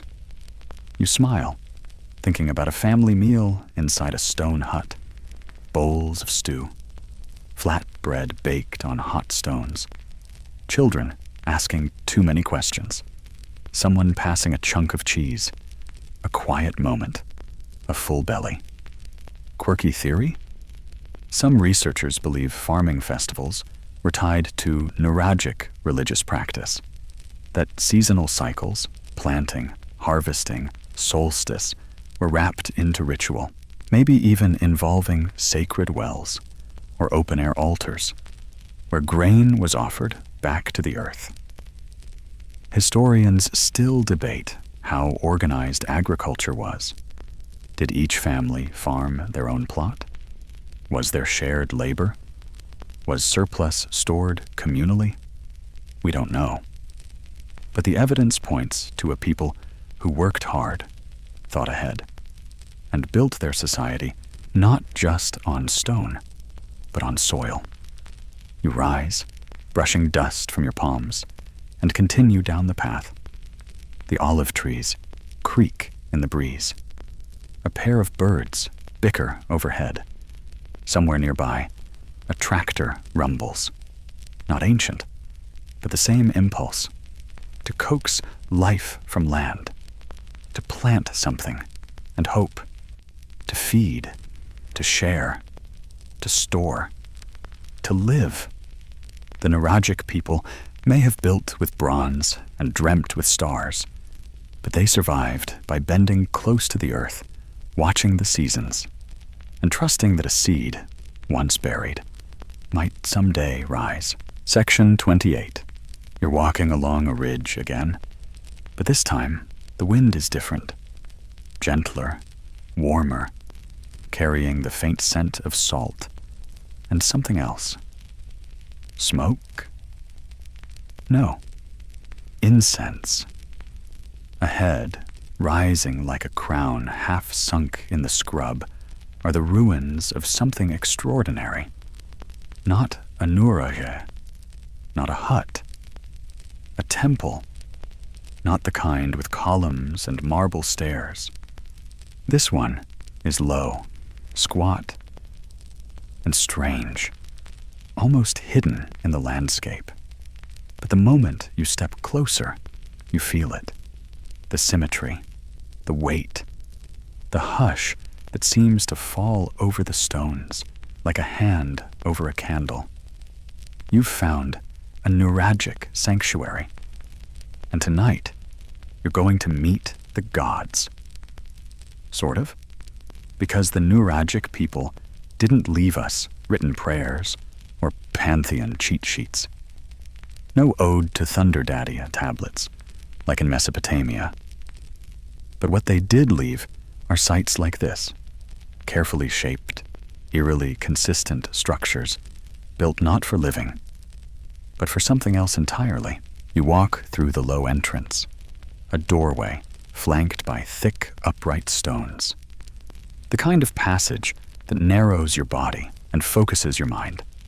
A deliberate compression of space. You duck your head, you exhale, and then you're inside. The sanctuary is round, or nearly so. A circle of stones, creating an enclosure with a flat, open space in the middle. In one corner, a bench. In another, a niche. And at the very center, a raised platform. Maybe an altar. Maybe a pedestal. Maybe just the place where it happened. What it was? That's still debated. Historians still argue whether these sanctuaries were dedicated to specific gods or simply served as sacred gathering spaces. Were there priest kings, female shamans, traveling spirit mediums who charged one sheep per prophecy? We don't know. But what we do know is this. People came here, again and again. They brought offerings, ceramics, metal tools, bronze figurines. Some sanctuaries have layers of deposits, suggesting years, even centuries of return. Pilgrimages, celebrations, grief, gratitude, you name it. Quirky detail? In one sanctuary, archaeologists found a bronze sculpture of a warrior, nearly perfect, finely cast, with elaborate armor and 6 fingers. Whether that's divine symbolism or just a foundry accident that went, meh, good enough? No one's sure. But the 6th finger appears often in Nuragic art. Maybe a marker of sacred status. Maybe just a way to mess with future historians. You sit on the stone bench, listening. It's silent here, but not empty. You think of how many feet walked this same ground. People in wool tunics, in bronze jewelry, carrying fire, pouring water into carved basins, speaking aloud to the sky, to ancestors, to the unknown. This isn't religion the way we're used to. No temples filled with imagery. No gods carved in dramatic poses. It's more elemental, more present. A spirituality rooted in land, in breath, in stone, and time, and gesture. You look around again and notice that the sanctuary's entrance faces east. The sunrise, the beginning, the light. Historians still argue whether that was symbolic or functional. But across Nuragic sanctuaries, that alignment shows up again and again. These people watched the sky. They knew its rhythms. They used them, lived by them, prayed through them. You rise and move to the central platform. There are grooves here, wear marks, as if something heavy once rested here, or as if many hands passed over the same surface again and again. Quirky theory. Some suggest these temples were oracular, places where chosen individuals entered a trance state and delivered messages from the divine. Others believe rituals involved water and light, mirrors, reflections, the play of flame on surface. Bronze was reflective. Maybe they used it to catch the sun and cast it toward the altar. You like that thought? Not blinding light, but reflected light. A sacred echo. And maybe that's what Nuragic religion was. A way to reflect the world back to itself with meaning. To take stone, fire, water, and time, and arrange them just so, to say, here, in this space, the ordinary ends. You step outside, the sun now low on the horizon, casting long shadows from the stones. You walk the perimeter where other pilgrims might have paced, praying, singing, crying, or just waiting. Not every sanctuary was the same. Some were complex, multi-chambered, with staircases leading down to holy wells. Others were plain, bare, focused entirely on the circle, the sky, the act of being present. And they weren't always alone. Many sanctuaries were built alongside villages, part of daily life, not separate from it. Meaning that belief, ritual, the sacred, all of it was woven in, not set aside. You didn't go to the gods. You lived among them. You take one last slow lap around the site, your fingers trailing along the top of the stones. The evening wind stirs, catching in your clothes, brushing your skin like a gentle nudge. The sun sinks a little lower, and the sanctuary glows. Not brightly, not theatrically, just enough to remind you that once upon a time, this place mattered more than anything. And maybe, if you're quiet enough, if you breathe just right, it still does. Section 29. You're on a coastal path now. The sea appears in flashes between twisted junipers and low cliffs, its surface wrinkled like old linen under the late afternoon light. Gulls wheel overhead, sounding both elegant and deeply judgmental. Ahead, half buried in wildflowers and salt grass, is something familiar, but off. At first glance, it's another Nuraghe, but you get closer, and the symmetry is wrong. The stones are rougher. The structure is narrower. The layout? Linear, not circular. Welcome to a proto-Nuraghe. Yes, a kind of architectural prequel, because even genius tower builders had to start somewhere. You approach the ruins with the curiosity of someone peeking into a celebrity's awkward high school yearbook photo. This structure, let's be honest, looks a bit confused. It's part corridor, part mound, part tower in progress. Like it couldn't decide if it wanted to be a tomb or a fortress, and just split the difference. But what you're looking at may represent one of the earliest phases of Nuragic architecture, a time when people were transitioning from collective tombs and simple dwellings to something new, something bolder, something with walls that curved and rose and reached toward the sky. Historians still debate the exact timeline of these proto-Nuraghe. Were they experimental steps, transitional forms, or just regional variants that never quite caught on? Some are built low and wide, like stone bunkers. Others stand taller, hinting at what would later become the proud central towers we've seen elsewhere. You step inside the passage, low, shadowy, a stone lintel pressing close above your head. The interior is cramped, dark, and surprisingly cool. You can feel how these early builders were wrestling with space, structure, maybe even symbolism. And here's a quirky detail. Some proto-Nuraghe appear to include dummy corridors, small blind passages that don't go anywhere. Were they ritual elements, decoys, early mistakes? Nobody knows. Maybe it was the Bronze Age version of "we'll expand this later" that never happened.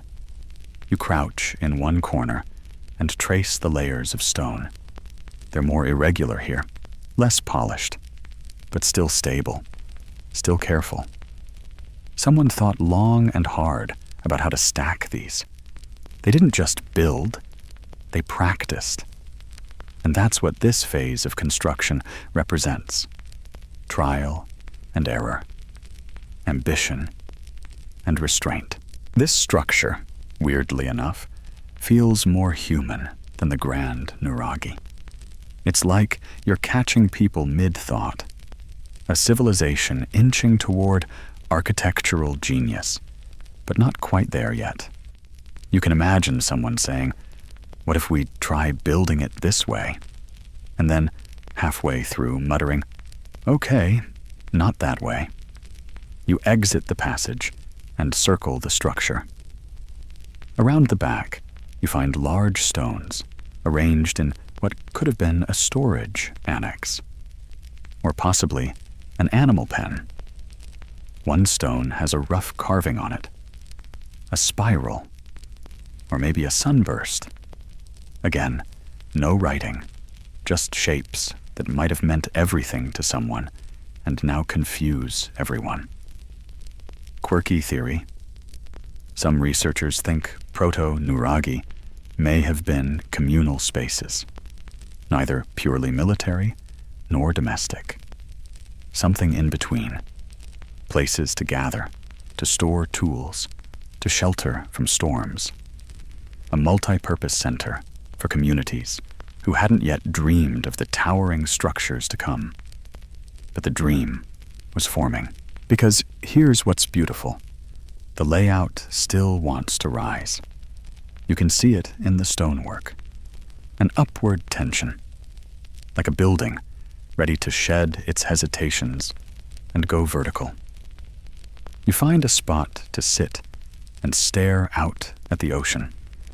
The Proto-Nuraghe behind you, like a paused sentence in stone. This wasn't failure.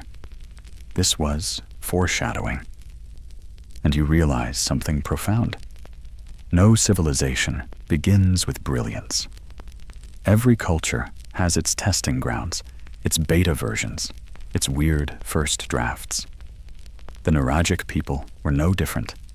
What mattered wasn't perfection.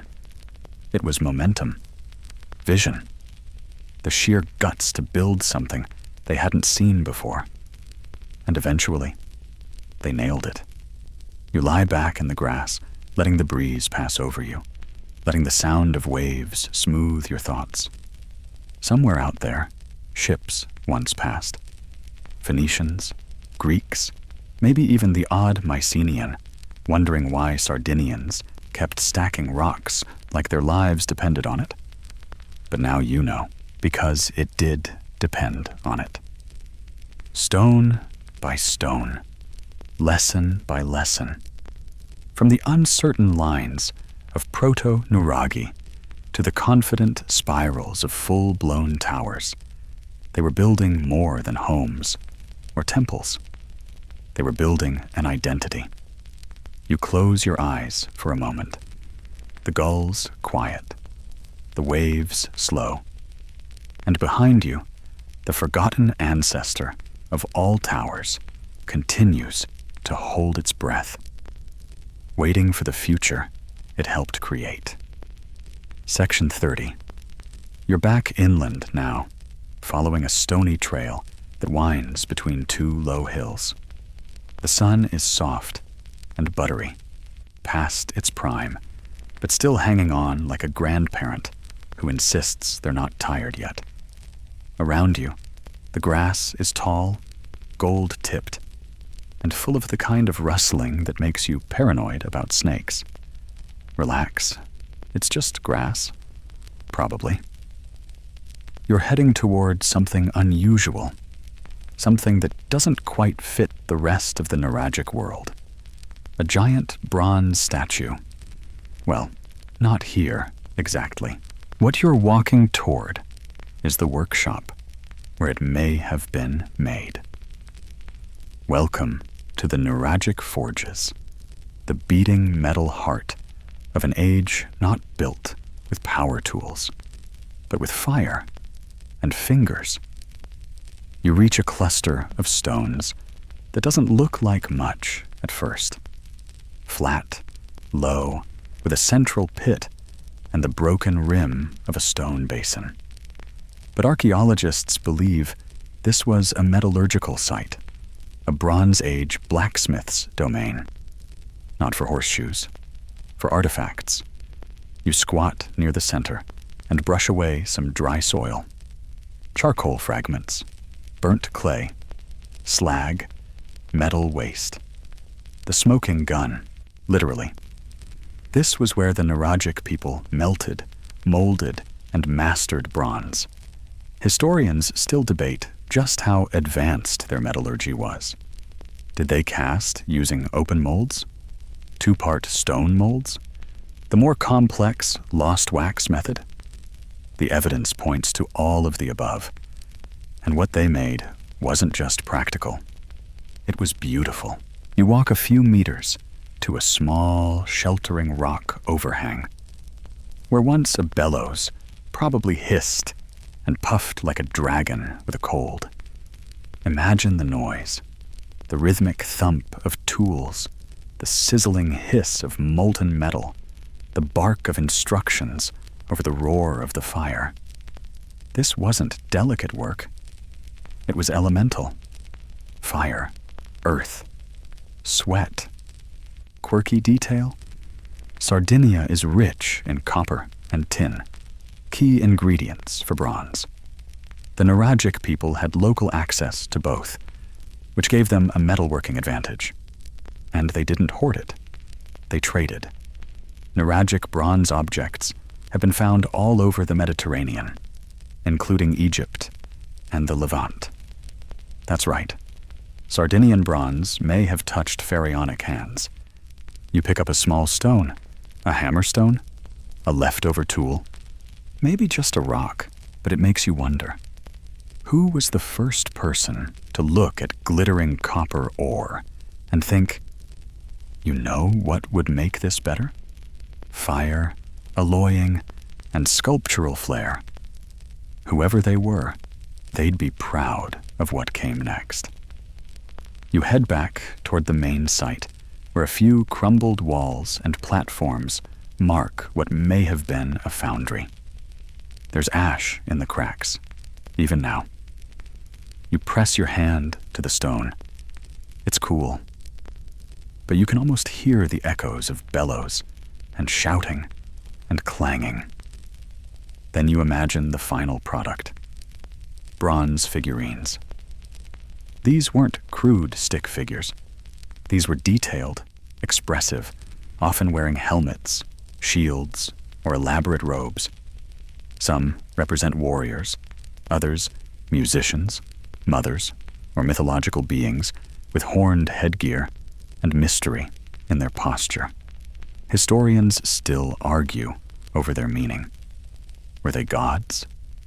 Ancestors? Idealized citizens? Offerings? Action figures? Okay, maybe not that one. But we're not ruling anything out.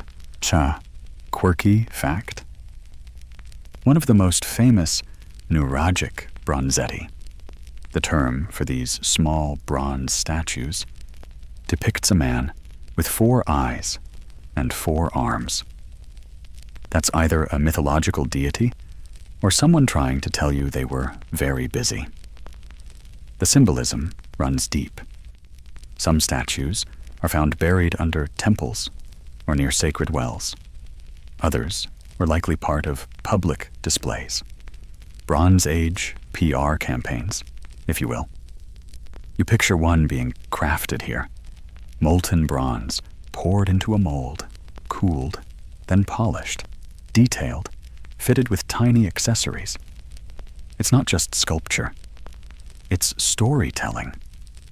A figure meant to speak long after the people were silent. And somehow, it worked. You're here, aren't you? You walk to a nearby overlook and sit on a stone, staring down at the valley. Somewhere out there, people wore bronze armbands. They buried bronze daggers with their dead. They gifted figurines during rites of passage. It was more than wealth. It was memory, cast in metal. And that's what these workshops were. Forges of identity. Places where fire met form. Where ore became offering. Where ideas took shape. And symbols took flight. You think of the artisans who worked here. Did they wear special clothes? Did they chant while working? Did they burn their fingers and mutter ancient Sardinian swear words? Probably. But they also knew they were shaping more than objects. They were shaping legacy. And legacy, unlike bronze, doesn't need polishing. It only needs time. And a curious traveler like you, willing to follow the trail of heat and hammer, all the way to this quiet field, where something once glowed white-hot and still burns, in a way, even now. Section 31. You've followed the path into lower, softer country now, hills giving way to meadows, the wind quieter, the insects louder. The kind of place where time settles differently. Nothing urgent, just steady. And nestled between two slopes, half swallowed by earth and wild clover, is a long, low structure made of stone. Very old, very strange. This is a giant's tomb. Or, if you're feeling fancy, a tomba dei giganti. But don't worry, no actual giants involved. Probably. Maybe. You approach the massive slab that marks the front. It's upright, towering over you, cracked down the middle like a colossal book someone forgot to close. This is the stele, the entrance stone. It's the most iconic part, sometimes carved with curved tops, sometimes with little doorways etched in. It's part art, part portal. And yes, it's got a bit of theatrical flair.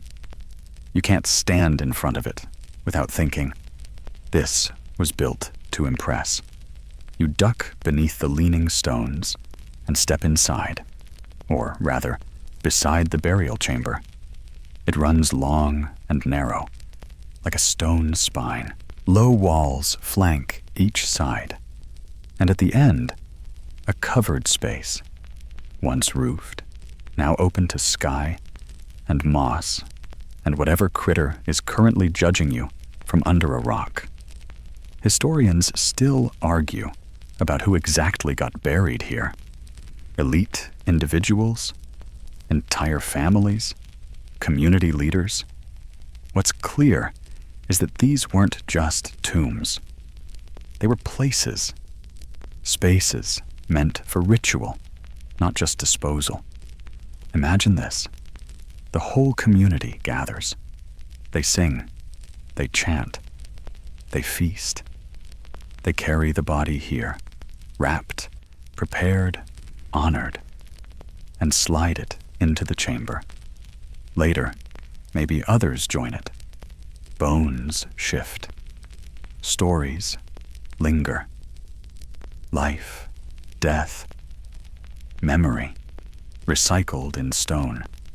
Quirky detail. Some tombs show signs of repeated use for centuries. Layers of burials, offerings, repairs. It wasn't one and done. These places had long lives. In a way, they age right alongside the people who built them. You sit near the chamber's edge and run your hand over the rough stone. Cold, stable, patient. It's hard not to feel reverent, even if you're not entirely sure what you're reverent about. The design says something universal. We were here. We mattered. We remembered our dead. You think of how we do it now. Headstones, cremation urns, digital memorials. But here, it's visceral. Stone and space, body and earth. And over time, what remains isn't just bones. It's presence. You stand and walk around the tomb's perimeter.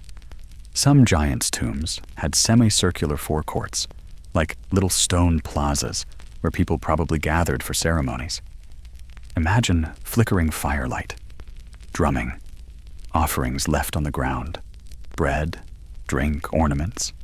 And here's a fun fact. There's zero evidence that these tombs were named by the Nuragic people.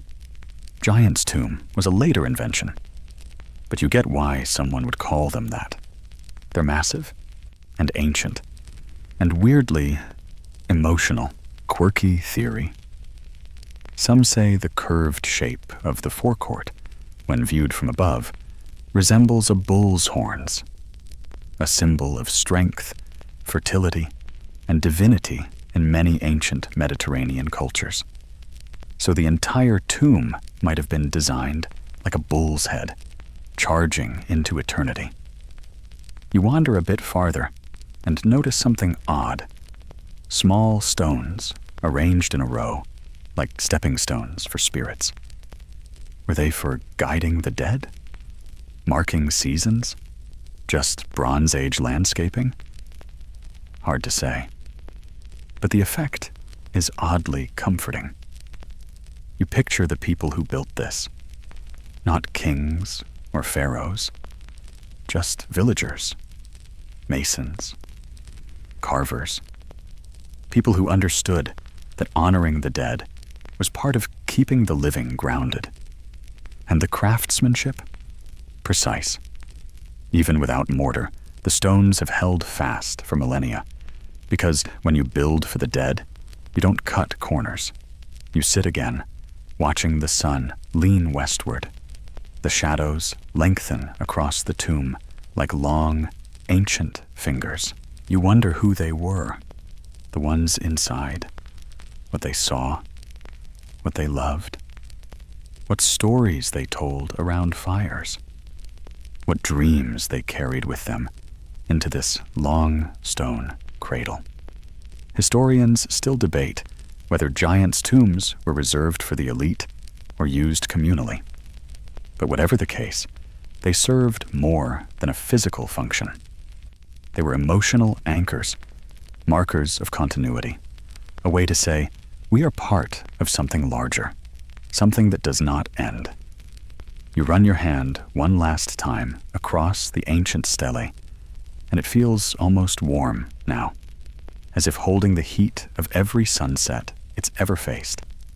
Then you stand, because this place isn't about staying still. It's about moving forward with memory.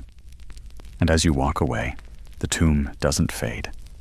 It follows, in the rhythm of your steps, in the curve of your thoughts, in the simple, enduring shape of respect. Section 32. The path you follow now is quiet, almost suspiciously so. No birds, no breeze, just the crunch of your own steps and the distant creak of something woodsy swaying under its own weight. You're walking through what used to be a sacred forest, or at least that's what archaeologists think. There are no signs, no fences, no big "Welcome to the Bronze Age Spiritual Grove" banners. But the clues are subtle. Stones arranged in deliberate rings, the remnants of wooden posts, now long rotted, and curious clearings where nothing wants to grow.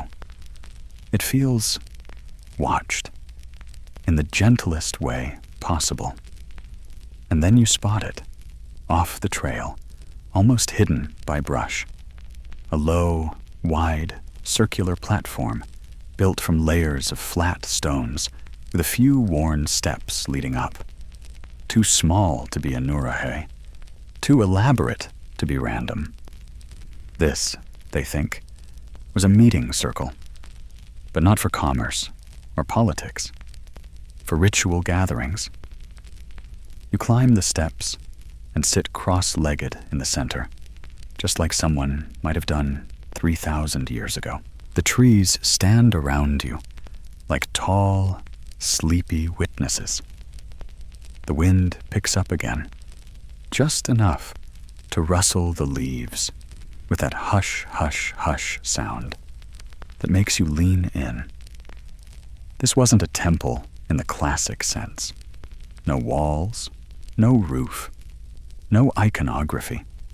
Just a space meant to be entered with intention. Historians still argue what exactly happened in these sacred groves. Some believe ceremonies were held under moonlight, rites of passage, seasonal festivals, healing rituals.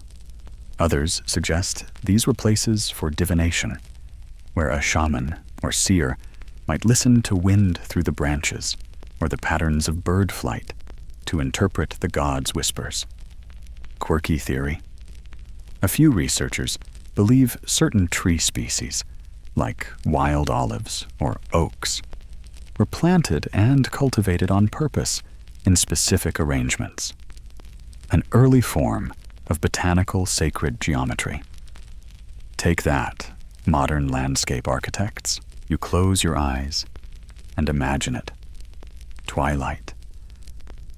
A fire smoldering in a stone pit, faces painted with ash and ochre, songs sung in a language no longer heard, people sitting in a circle, passing bowls, holding hands, or maybe just sitting in silence, listening to the forest. You reach out and touch the edge of the platform. It's damp, worn, chipped in places where centuries of feet probably tapped nervously during some very intense spiritual moments. Here's what's wild. There's little direct evidence of what they believed. No written records, no carved commandments, just behavior. Just spaces like this that whisper, someone needed this place to feel something bigger than themselves. And they kept coming back. Generations. Long after the builders were dust, people still used these circles. You can tell from the repairs, the newer stone wedged into older seams, the ash layers from different time periods, the way the center was re-leveled again and again. Faith, like a garden, takes upkeep. You stand now and turn in a slow circle. From this small rise, you can just make out other odd bumps and clearings in the woods, possibly more platforms, possibly altars, possibly a very confused family of wild pigs. The forest hides its secrets well. But this was intentional. The Nuragic people didn't always go up to reach the divine. Sometimes they went into trees, into roots, into stillness. A sacredness born of enclosure by nature rather than escape from it. Quirky tidbit? Some sacred groves in Sardinia were later repurposed by early Christian hermits. They built chapels in the same spots. Maybe coincidence. Maybe they just knew a good spiritual vibe when they felt it. Either way, the sense of continuity is bone deep. You step down from the circle and walk into one of the smaller clearings. No platform here, just a hollow ring of stones and the faint remains of a fire pit. You sit there for a moment. Try to still your breathing. Try to feel what this place once meant. Maybe this was a space for personal rituals. One person, one intention. A prayer spoken to no one but the wind. A promise. A farewell. A wish. Because sacred doesn't have to be loud. It just has to be real. Historians still puzzle over the lack of Nuragic iconography. No gods carved into cliffs. No statues with labeled plaques. Just places like this. Space, time, pattern. Maybe that was the point. Leave room for mystery. For whatever you brought with you into the grove. You walk a little farther, brushing past branches, heavy with dew. There are birds now, returning. A songbird testing out a tune. A woodpecker softly arguing with a tree. The grove is waking up, or maybe just letting you go. And as you step back onto the trail, the forest at your back, you feel it in your spine.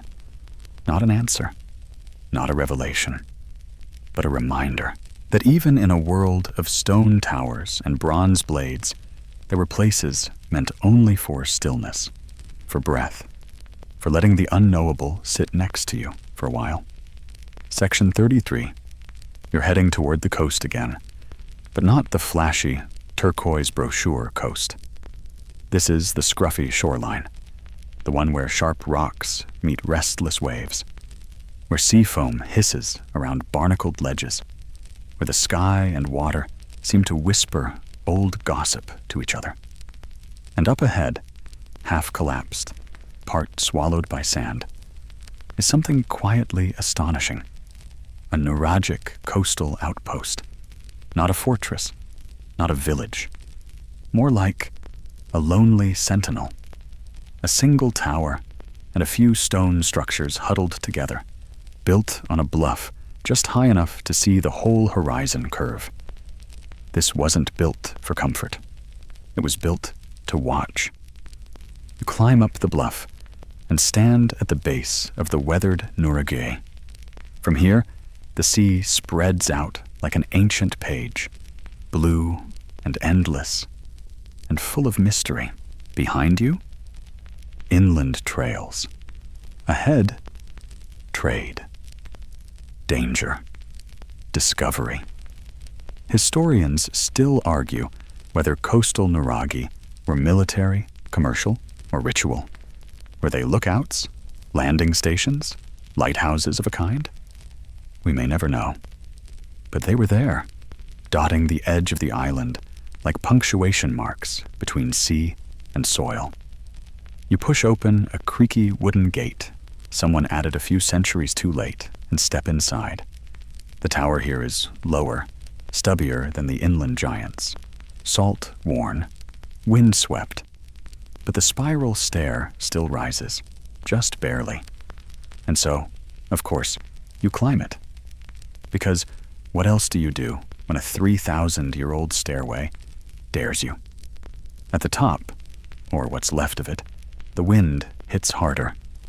It tastes like salt and old copper. You squint out toward the sea, and that's when you feel it. That old human instinct. Who's out there? You imagine a Nuragic watchman here, squinting at a dot on the horizon. Is it a trader? A threat? A lost dolphin with good PR? They didn't have binoculars, just eyes and instinct, and a long chain of towers to pass the signal. Quirky detail? Some scholars believe these coastal towers were part of a Bronze Age communication network, linked with inland Nuraghe by line of sight. A primitive, yet effective, system of alerts by fire or smoke. Sardinia's own ancient Wi-Fi. You descend the crumbling steps and explore the outbuildings.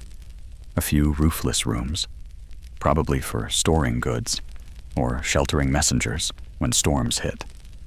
One of the walls still holds a stone basin, worn smooth from use. Maybe it held water. Maybe wine. Maybe a bit of both, depending on how long the watch had been. You find a flat rock to sit on. From here, the surf crashes below in steady rhythm. And you wonder, how many ships did they see?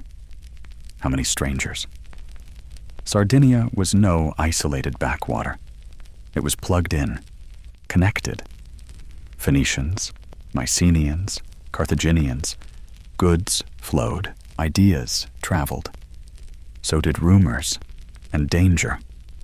Coastal Nuraghe were the first line of awareness. Not necessarily defense. No slits for archers here. Just presence. A reminder to anyone approaching. Someone is watching.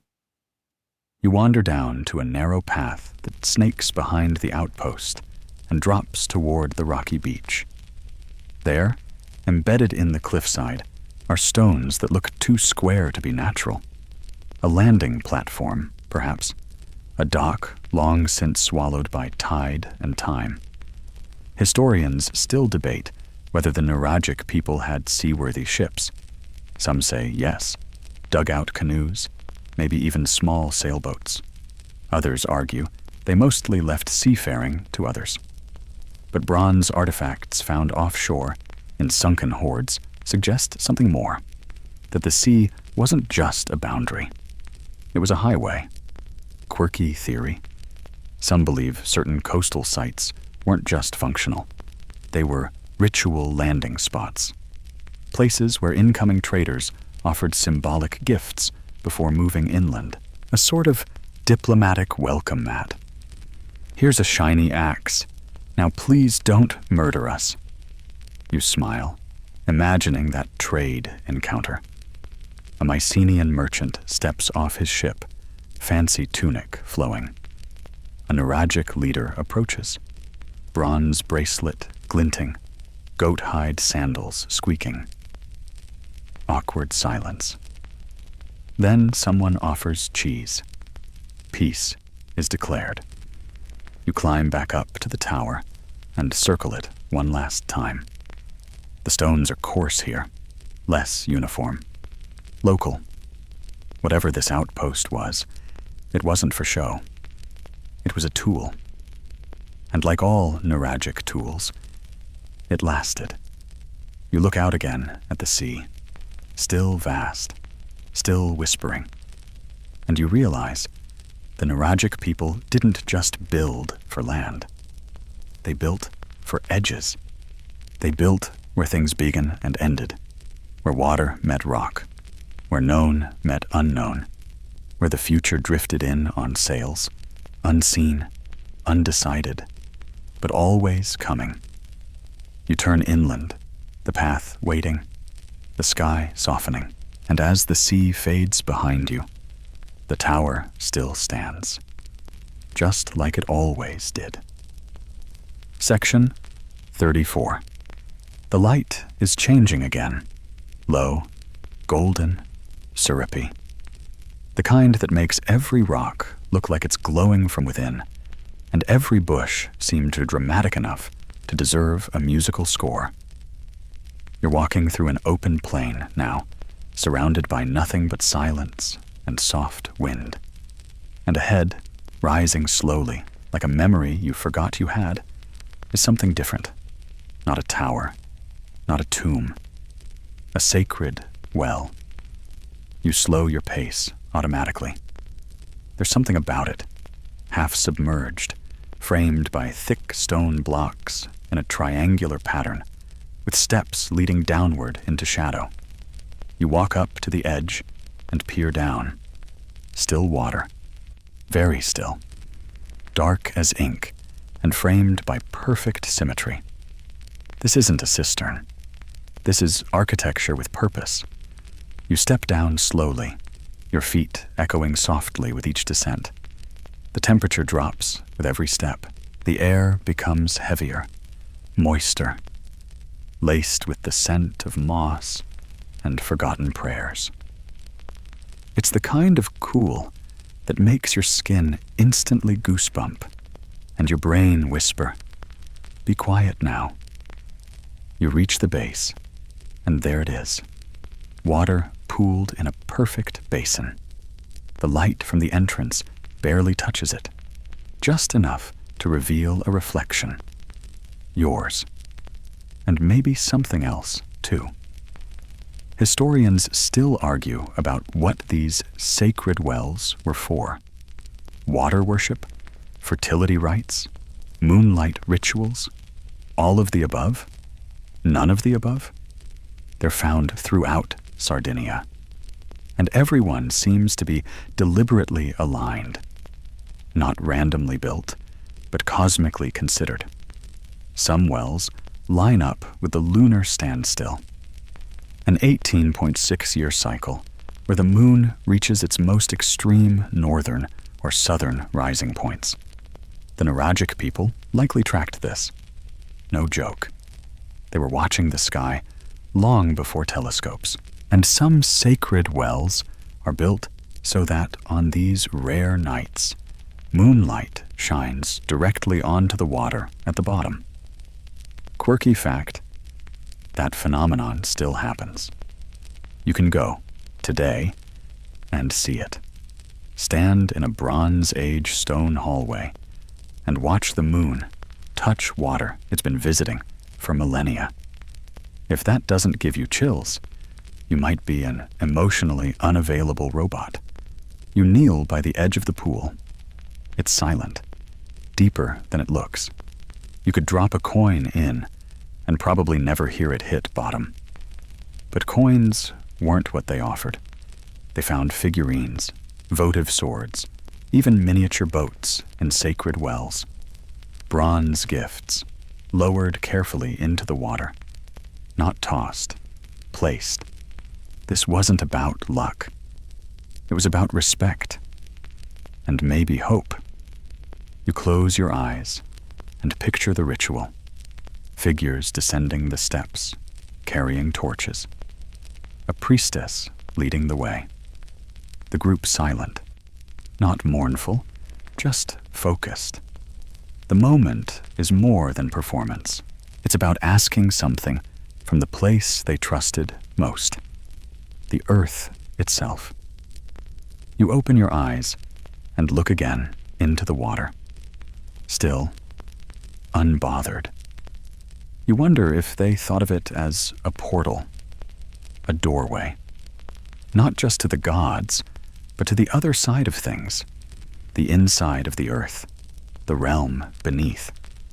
After all, water rises from below. It comes from places we cannot see, cannot name. And that made it sacred. Historians still debate whether these sites were part of larger religious complexes or used only for special occasions. Some sacred wells are found near Nuraghe, others completely isolated. This one stands alone. But it doesn't feel lonely. It feels like it's waiting. You place your hand near the water, close but not touching. And then, on impulse, you whisper something. A wish, a thanks, a question. Whatever it is, the water doesn't ripple. But somehow, you feel heard. You rise slowly and ascend the steps again. Back into sunlight. The warmth feels strange after that cool darkness. You turn at the top and look down one more time. From this angle, the triangular mouth of the well looks like an eye. Not open, not closed, just watching. Quirky theory. Some believe these wells represent the womb of the earth, a symbol of rebirth, renewal, and feminine power. The water inside, not just a drink, but a promise. You step away from the entrance and make your way around the structure. It's covered in lichen now, cracked in places, but still precise. The geometry of devotion doesn't age like the geometry of defense. And here's the thing. While many ancient cultures built up toward gods in the sky, the Nuragic people often built down, into the earth, into the dark, into the quiet. They didn't run from it. They honored it. You pause one last time, glancing back over your shoulder as the wind picks up, brushing across the well's opening with the faintest sigh. And then you turn back to the path, your steps quieter now, because the sacred isn't always above you.